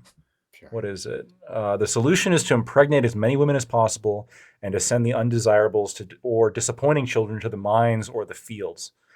Prime in two, They in yearn two for the sentences or mines. less. The could you argue Genghis Khan against this position? method. They yearn for the mines. Yeah. Children, they learn for the mines. Because, like, statistically speaking, like, yes, as I get older, the risk goes up, but like the risk is still going to be like single-digit percentages, probably. And if I keep like cycle impregnating like, various Yeah, like if women- you just like Andrew Tate harem sex traffic a bunch of young girls, like you probably have plenty of healthy babies. well, I mean, we don't have to like make it like that. Yeah, you don't have to label it. You don't have to put a Yeah, label on it. don't buddy. label it. like that. I'm just saying, you know what I mean? You don't Like, have to describe reality. go back to school and then be like an OBGYN, and then you can be like a sperm donor doctor. Okay, this is and sounding pretty place- bad. Yeah. Place Yeah, them yeah, all the with your doctor. sperm. Oh yeah. Well, I mean, I don't know. There'd be a lot of white couples come in for that. And then it's all of a sudden black babies start coming out. It'll be a bit of an issue for me. Yeah, it was definitely the IVF clinic's fault. Yeah, that's definitely what did it. Yeah, it wasn't the fucking gym instructor. Yoga. Okay. Yoga. So what I was going to No, the say, yoga instructor's white. I'm usually. trying to I'm trying to get it out there. Is that yes, I disagree. I think that we should have, in fact, younger people should be allowed to vote at younger ages. I Bro, think it's You're gonna get yes. so cooked. You have no idea what you're asking for. There's so many Gen Z men that are gonna be voting for fucking fascism. No, I'm not. No, I'm not doing this for You're gonna my be so benefit. cooked. I'm doing it for democracy, right? Oh, I mean, if they're voting for fascism, then maybe democracy is over. Fair enough. Yeah, but you're I'll doing it give for you that part. democracy. Yeah. Hitler was democratically elected. Yay, So, democracy. Fair enough. We can't have these people voting, Prime. Hold on. But and we're Look at going to them. go to the heart of my argument here, right? So, like, why can't you have them voting at 16? Look Have at you them. met a listen to them. 16-year-old recently? Yeah. No, Scott. I'm not hanging around teenagers and high schoolers. Sorry, Scott. Yeah, I don't. my I don't brother's have 16. This is the this He is should this, not yeah, be that is voting. the argument. Yeah. There's a reason why right. you're not hanging around them. It's because like I'm- they're not the kind of people that we should let vote. No, that's not. That's not That's why. solid. That's that is why. Crime is not trying to catch a case. Is why. But That that's not- that shouldn't be the So you're only saying reason. if the law Wait, wasn't wait a there, minute. you would be hanging out with high schoolers? I Oh ran damn, into that this is one. getting real And dark. Or maybe you wouldn't hang out with them because they're fucking retarded and Yeah. you shouldn't have sex with them, and it doesn't matter whether the law is there or not. I a friend. Okay, I ran into that one, and I accept did. the consequences. But one, I haven't hung out with a bunch of teenagers. But that's not my point. Before I get to my point, and I will, right? Fairy Queen, being so kind, for $10. She says, "All right, you've all convinced me. No man, even if he once looked like a skinny, sexy 25-year-old Matthew McConaughey, deserves to be president if he allows child marriage. Guess Erica Kirk will have to do." Oh fuck no. Yo, Erica Kirk. Oh God. Oh god, I took a hard turn at the end. FQ. Hell no. 25-year-old. Oh, so Wait, is she trying to riz She's Erica saying Kirk Gavin now? Newsom looks like a skinny, Wait, you- sexy yeah.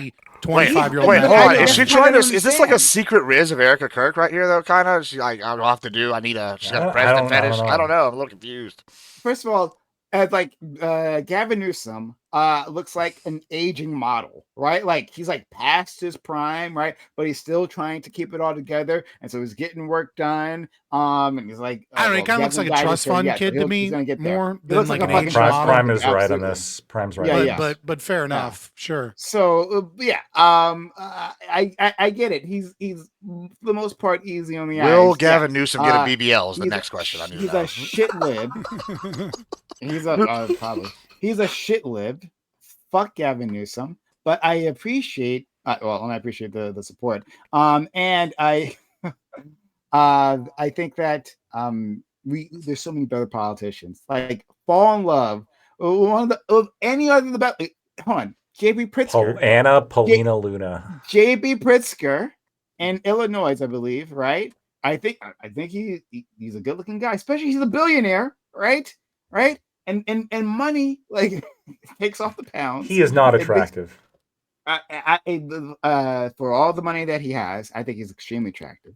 Oh, baby. And Well, I'm looking for a his sugar daddy now. politics- And his politics, I think, are so far. Look, I'm not saying I wouldn't do it. I'm just saying he's not attractive. Okay. I'm saying that the money makes him attractive. I think.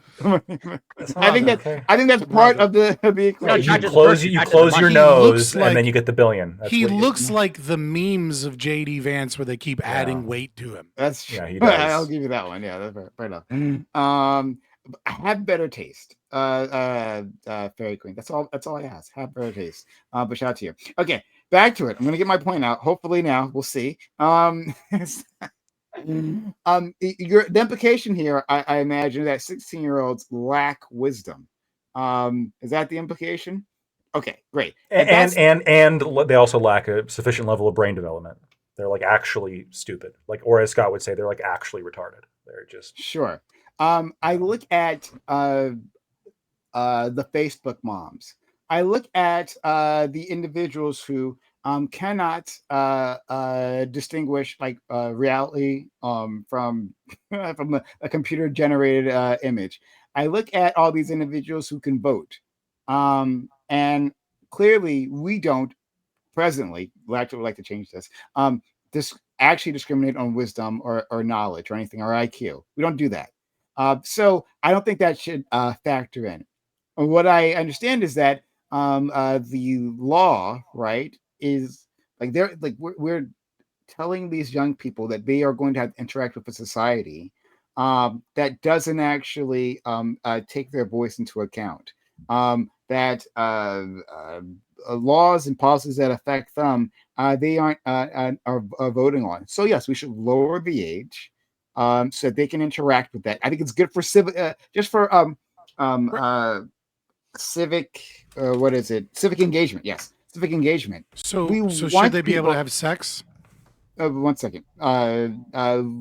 For civic engagement, we should be training people younger and younger to interact with politics, right? To think about these things critically, get them started young. Because if we send them out Should in the we world, get them started young with like sucking penis? we s- What about OF? Should- We We send gotta them teach out them. in the We gotta world. teach them to engage out in For the the- world. for in the sexual promising OF relations. we careers. gotta send them out into the world, right? We're a And, service like, economy now. we- That's the yeah, ultimate we form of don't have- service. Damn, It's You not know what I really- mean? We don't actually train people to engage with civil society. We don't actually do that in this country, and it's a shame, right? And so people know very little about it. They know very little about how their government runs. So I would think this would be a great way of doing that. Get them started young, get them engaging, and thinking about these topics so they can do it critically. Yes, absolutely, we should do it. But can you answer my question though? This is- Should we get them started young with blowjobs? You got to practice for the service industry gateway that drug, America's really. moved to. I'm gotta being do- you- genuine I here. think- I know it's a I- joke, but I'm being 100% here, right? If the Yeah, you gotta- you rationale gotta duck and weave is this that this time. person has the mental capacity and the maturity to be able to make a decision that affects the lives of 330 to 350, depending on how conspiracy theorists you get with illegal immigrants, right?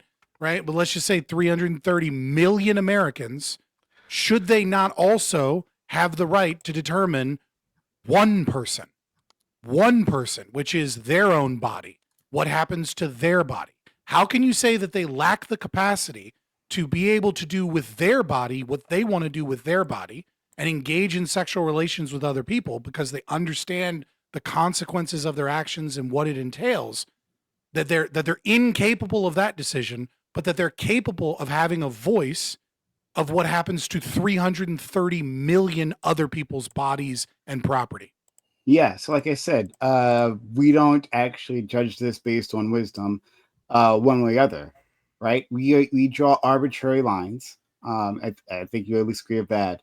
As to Yeah, when, but that doesn't pertain to the argument that only pertains to the argument if the arbitrary line is the same. What is the principal difference No, between I'm saying you voting can- and It's a sexual heuristic, activity Prime. in which the sexual one remains stable and the voting gets lowered, right? How can you argue that someone is simultaneously responsible enough, knowledgeable enough, wise enough, Just like- whatever it is, to be able to Yeah, vote well, for the lives of 330 million Americans, but can't decide what to do with their own body?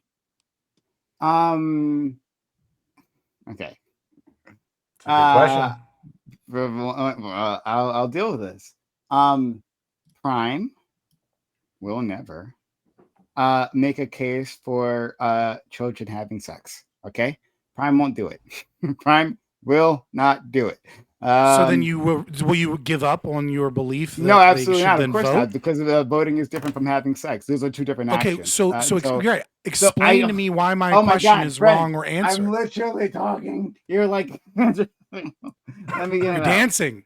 I'm not dancing about anything. I'm giving a very reasonable Go ahead, preamble go. that Give it. Prime will never Don't distance like, yourself from advocate the question, child man. Come on, sex. just bite the bullet. What's the I'm difference? not- Why? I'm not biting.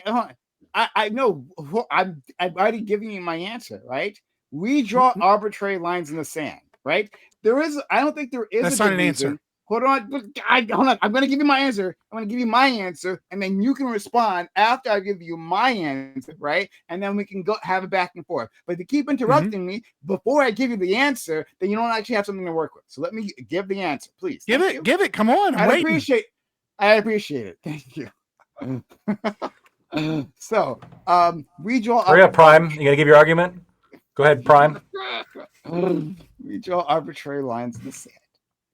And I'm fine with saying that sex is another arbitrary line. That sex, and you guys have heard me argue this before, that should be 25, right? We actually should make that later. But specifically here, I say engaging with civil society is an important enough goal that we should be lowering the age. We should be encouraging people to be able to do that, because there's a greater good for the country, right? If we have a more engaged population, I don't see the greater good for having a more sexualized teenage population. Maybe if you can think of one, fair enough. But I'm against voting. So yeah. So but okay. Well, fair, but nevertheless, okay, sure, right? So the argument that I'm putting forward, right, is that I already explained that yes, that age is a contradiction here, right? That is arbitrary here, right? That some people mature faster and some people mature slower, etc. The problem that I have here is that what you are claiming is that this person has the capacity, be it wisdom, be it intelligence, be it whatever, to be able to determine or have a portion of the determination of the bodies, lives, property rights, economy of 330 million people, but that they lack that same capacity when it comes to sex. And the answer of, well, it's just arbitrary, I'll accept that answer. But I want to dig into that. The reason those two are arbitrarily different is because even if you can't articulate it, you know that there's something wrong with a child having sex. And what I am saying is that something wrong that you are feeling is that they lack the capacity to understand the consequences of their actions, their body, to engage in meaningful relationships. And because of that, that is the reason why they also lack the capacity to be an informed voter. And that, yes, I have no problem with you saying, let's have public education, have more training on civic engagement or in how our country's politics works and things of that nature. I mean, obviously I do because I'm against public schools, but like that's a rational argument for your perspective. But it's not rational to just say, oh, it's arbitrarily different without engaging in why. Where is that feeling coming from? One, I think that I'm not sure the best way to articulate this. I'm just going to try to just put this out here, right? That the type of intelligence. The category there are categories of intelligence that a person can be competent and capable in one particular area, right? But that does not transfer to others, right? Like, for instance, you can be a billionaire, right? You could have like won the game of capitalism. That does not mean that you are wise in all areas. You know how we like listen to billionaires about like opining about fucking everything, even though it's completely outside like of the industry that they happen to have succeeded in, right? That's silly. But expand that in anywhere else, right? I love this argument. I love this argument. I know exactly where you're going with this. Sure. Oh, okay. Go ahead.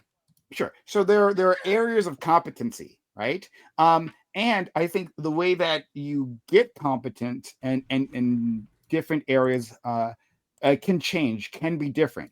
Now, specifically for the topic at hand, without like spiraling too much here, specifically the topic at hand, I think when we're talking about engaging in civil society and learning about politics, learning about how your government works, I think that is a perfectly teachable skill, right? I think I think me, I think most people on this panel, right? We could sit a person down, let them know how the government works, give them lessons about politics through the lens of our own ideology, of course, but still, right? And like teach them, get them on board, right? With like interacting with politics. I don't think we can do that in the same way with intimacy, right? Like, I think there's, I think we have plenty of discussions. I think we have plenty of like information out there about like, the dangers of like, foolish sexual interactions, right? But people still do it any which way. This is just like one of the areas where like it requires like straight up personal experience that no matter, even if I tell you, hey man, like this guy, right? That this guy is bad news for you, bad idea. Well, the fact that I even said that to you makes you want to go fuck him, right? Like, well, I don't know how much. Yeah, can I engage with that? Can I go ahead? Sure. So I'll engage with that. So your argument is that there are different areas of competency that an individual can have, right? And that but that you do not believe that sexual maturity is one of those teachable areas of competency. Yeah. That it requires a certain level of maturity to be able to see bad actors. I would make you said that much more concisely than I did. Thank you. Right? I would oh, sorry. Well, it's okay. I had the benefit of listening to it and then being able to compile it. Because I know you, much like me, think through speaking. So two arguments about that. So I'll go with the second argument, more of an internal critique. If it is true that that an individual lacks the emotional maturity or experience to be able to discern between bad actors and liars and things of that nature, then this would also be true of teenagers voting for politicians, being unable to determine whether or not a politician is actually true to the words that they're speaking, or whether or not they can trust the character of the individual involved, right? Maybe a 16-year-old has a much harder time understanding that Trump is full of shit and blowing smoke up their ass because they lack the real world experience to understand how politicians lie or how people, the tells and things of that nature. So your argument against one would also be an argument for why they are not prepared to be voters. The first one, right? So the second argument, is also that your claim that there are different levels of competency that can be teachable, I think is a great argument against the very concept of voting itself, because it is impossible for any member of the electorate to be incredibly competent at understanding economic policy, foreign policy, being incredibly competent in understanding CDC policy, pharmaceutical industry policy, policy that as far as it contains to housing, policy as it contains to farming and agricultural reform, all of these things, when we look at all of the things that the state does, nobody is that competent in all those domains, right? I am competent in 1.5 things, right? I'm super competent in ANCAP philosophy, and I'm mildly competent in like psychotherapy. That's it. Corey, for example, super, super, super competent when it comes to probably bioethics concerns and certain things as it deals with like tangentially, maybe he's very competent in epidemiology, but not as much as an epidemiologist or things of that nature. He's probably more competent than RFK, right? I'm just throwing that out there. That I don't think that's a crazy statement. But Corey, I've talked with him. Not very competent when it comes to fucking economics. All right. No offense, Corey, but I don't take I don't offense. think you reach the capacity to be able to actually have a meaningful decision in economic policy in our country. It's a good because thing you we don't let him simply vote lack in, the knowledge. in America. Right? We don't let him. I would say the same thing is for that true of specific Canada, reason. right? And so this is so if the argument is that different people have different areas of competency in different things, and that these can be teachable, I agree. But it is also an argument against the very idea that adults that are incompetent in so many domains of their knowledge of the world, for some reason, get a say-so in the election process. So that's number two. And then number one is, of course, the same rationale that you would use for why people are incapable of being teachable in their ability to engage in sexual relationships is the same reason why they would be incapable or insufficient in understanding politicians and who are liars and things of that regard. So I challenge you again to tell me why it is that it is okay for someone to be able to vote, but it is not okay because of some other capacity for them to engage in sexual relationships. Sure. So, okay, I'll handle the first thing. I think that I don't know if there is an age, right, where people suddenly are able to distinguish like a politician's lies from truth, right? I think some people never reach that age. Yeah, a lot of them. We call them MAGA or we call them Democrats. Fair enough. Look, and I'm with you. I'm with you here, right? Like I've watched both sides do that. I've watched. Okay, I won't have to. I won't drag it out. But like I agree with your statement there. But so yeah. So I don't know. Like that in itself doesn't factor in, right? The fact that yes, a person might have difficulty telling an intimate partner, like telling if an intimate partner is a liar or not, right? One like that. Even we have 40-year-olds, 50-year-olds who still haven't figured that out, right? Who still foolishly get into movie 40-Year-Old Virgin, right? Yeah, and again, I'd say that we don't actually judge. That never like comes into the argument as to like when they should be allowed to like have those relations the argument is that age is an arbitrary number. I get, but it's about the distinction between the two. Yeah, well, Prime's making kind of a good point here, though. I think that to some extent, right? Like if you say you could work at 16, and you have to pay taxes. So do we not believe in no taxation without representation? Like, I mean, I think there is some validity to what you say. Yeah, we get rid of taxes for underage. Well, sure, I know that you. I mean, I'm okay with that as well. But I think get rid of taxes for everyone. I think though that if you're paying taxes and you're affected by economic policy, the idea that you should have some say in it, I mean, at least hold some water for me. I think like when I mean, like early America's, the way that they distinguish who could and couldn't vote was by property ownership, right? But if we instituted that today, what you would have is a whole bunch of boomers that were voting to inflate the housing market so that fucking young people couldn't do that. So I think we should vote by how much property. You get more votes for each acre you own. I think that's there you how go. Landlords that's how we should be voting. Yeah, that'll work out great. So Prime, here's what I think the truth is, and I'm not saying that you're lying. Right. I'm not calling you a liar, but here's what I think the actual point of distinction is for you in your mind. And maybe I'm right. Maybe I'm wrong. Maybe you see it. Maybe you don't. I think it kind of comes down to that famous quote that Stalin said, supposedly to Winston Churchill, which is the death of a million is a statistic and the death of one is a tragedy. I think that what is happening is that you look at sexual intercourse with a specific person as this abuse in an abusive relationship because they lack the mental capacity to engage in appropriate relationships as a tragedy because you're thinking of it at the individual level. But when you think about someone voting for 330 million people's economic taxes, property rights, and things of that nature, You think of it like a statistic.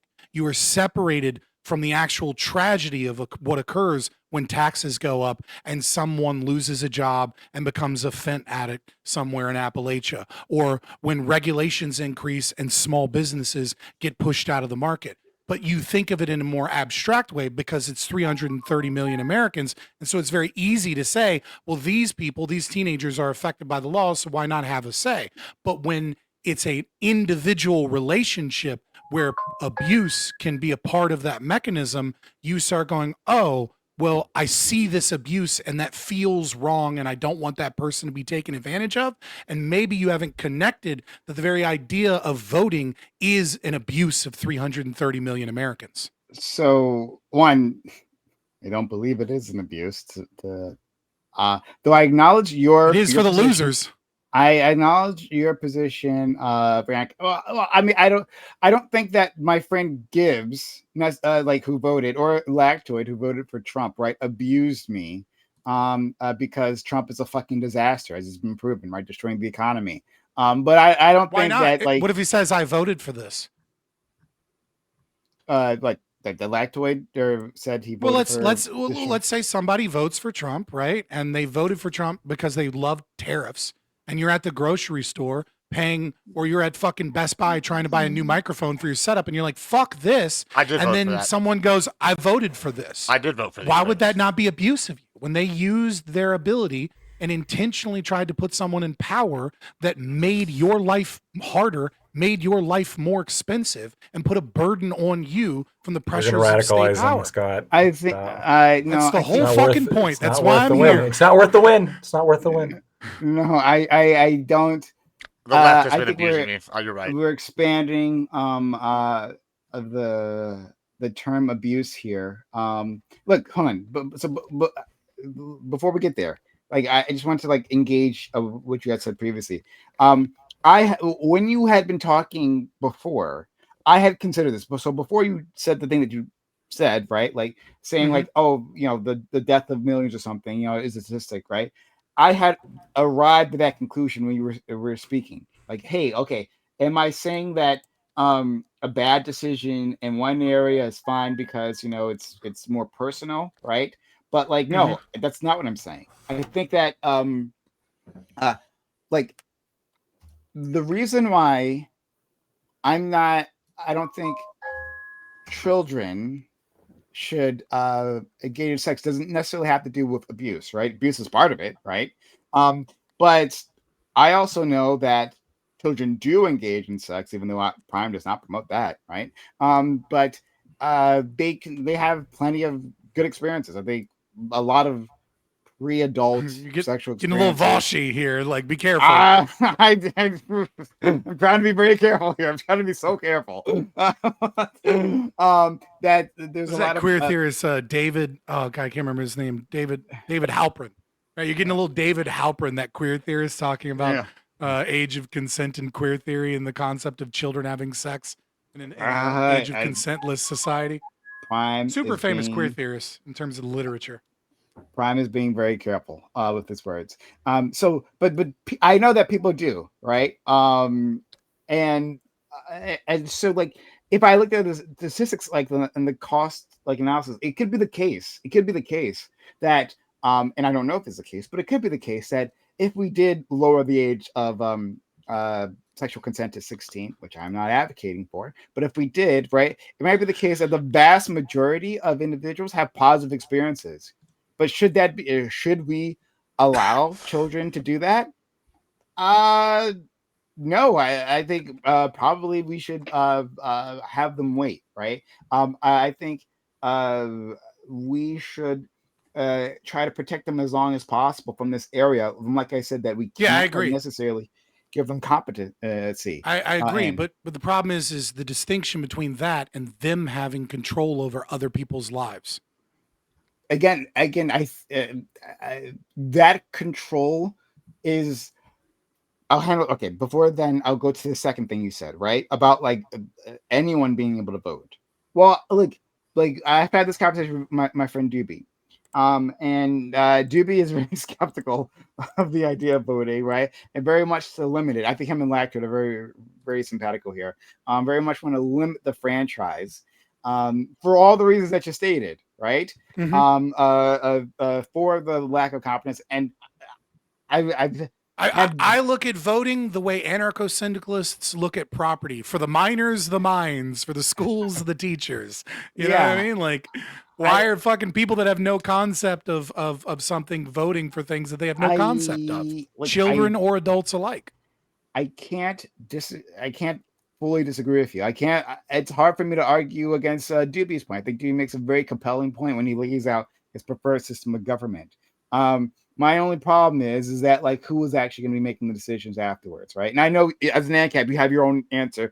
Oh no! I totally understand that fear. That's a legitimate fear, right? Like I don't want the CEO of Palantir to be the only guy in charge of data in this country, right? Like I understand that there's a my vision for a future of Ancapistan is very different than a policy in the current status quo where we restrict voting towards those that are only experts, because really then we just funnel things more into the economic calculation problem where you have central planners. But again, the argument is about the distinction between the age of consent and voting. Yeah, but I'm handling another part of what you said, right? So like, I understand that no one like voting is a flawed system. Democracy is an extremely flawed system.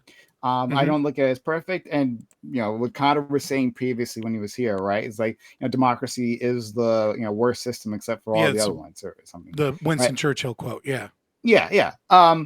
I agree with that statement. And so like understanding that we're working within a flawed paradigm, right? Understanding that all we have are flawed individuals.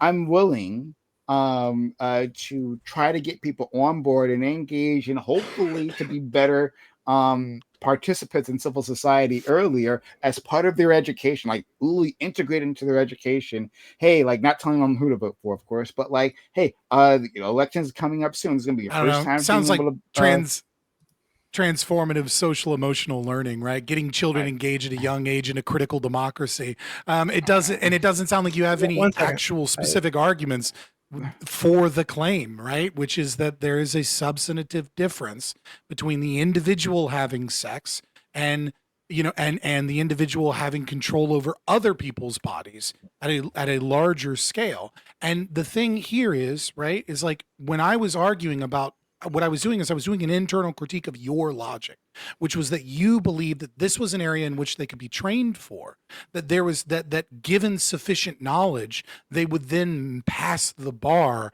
of some level of understanding or competency in order to be able to make rational decisions about that. And that if we agree that there are varying degrees of competency, that presents a problem for the very stupid Facebook moms that you denigrated earlier, or for whatever other uninformed voter. And so if you're going to make that argument, I kind of don't necessarily disagree with that argument, but I wanted to just point out to you that argument is an argument against the effectiveness of democracy itself. And then the other argument was about the distinction between the age of consent and the age of voting being based upon the concept that someone at 16 lacks the emotional maturity to be able to tell the difference between good people and bad people, liars and manipulators, and those who have their best interests at heart. And if it is true that those people lack that capacity, why would they not similarly lack that capacity in being able to tell which politicians have their best interests at heart, or are good people or bad people, or doesn't manipulators? matter the age. All of them. Sorry, I have to go. So Okay. I also have to go. Thank you so much. I actually have to bail as well. I was trying to hang out. It's right at 10:30. It is They drop. 10:30 or 11:30. Yeah. well, All right. time zones. Okay. See you guys. 11:29. Thank you for having me. All right? You Hopefully fuckers yeah. are leaving a minute early. Yeah, I won't let you early. forget. This will be held against you, all of you. Good. Hold it. Have a Right good there one. against That'll be good. Yeah. All right, guys, we're gonna rate out. I'm tired and I need to get some stuff done. We'll be back tomorrow, here shortly. So, that's what we're gonna be doing. Basically,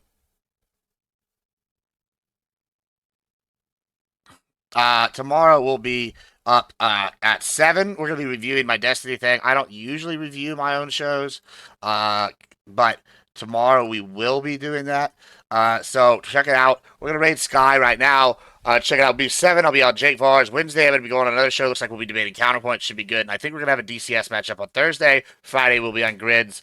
So it's going to be a busy week. Check it out. Like I said, tomorrow, 7 o'clock or 7:30, we will be on Central Time. We will be on Project VO Pod reviewing my Destiny debate. Just it'll be good. I mean, then I'll probably not be talking about it as much no more. But the hype, kind of thing. And look forward to some TwitchCon content to be announced. But anyway, until then, y'all have a good rest of y'all's night. Go say hi in Sky's chat.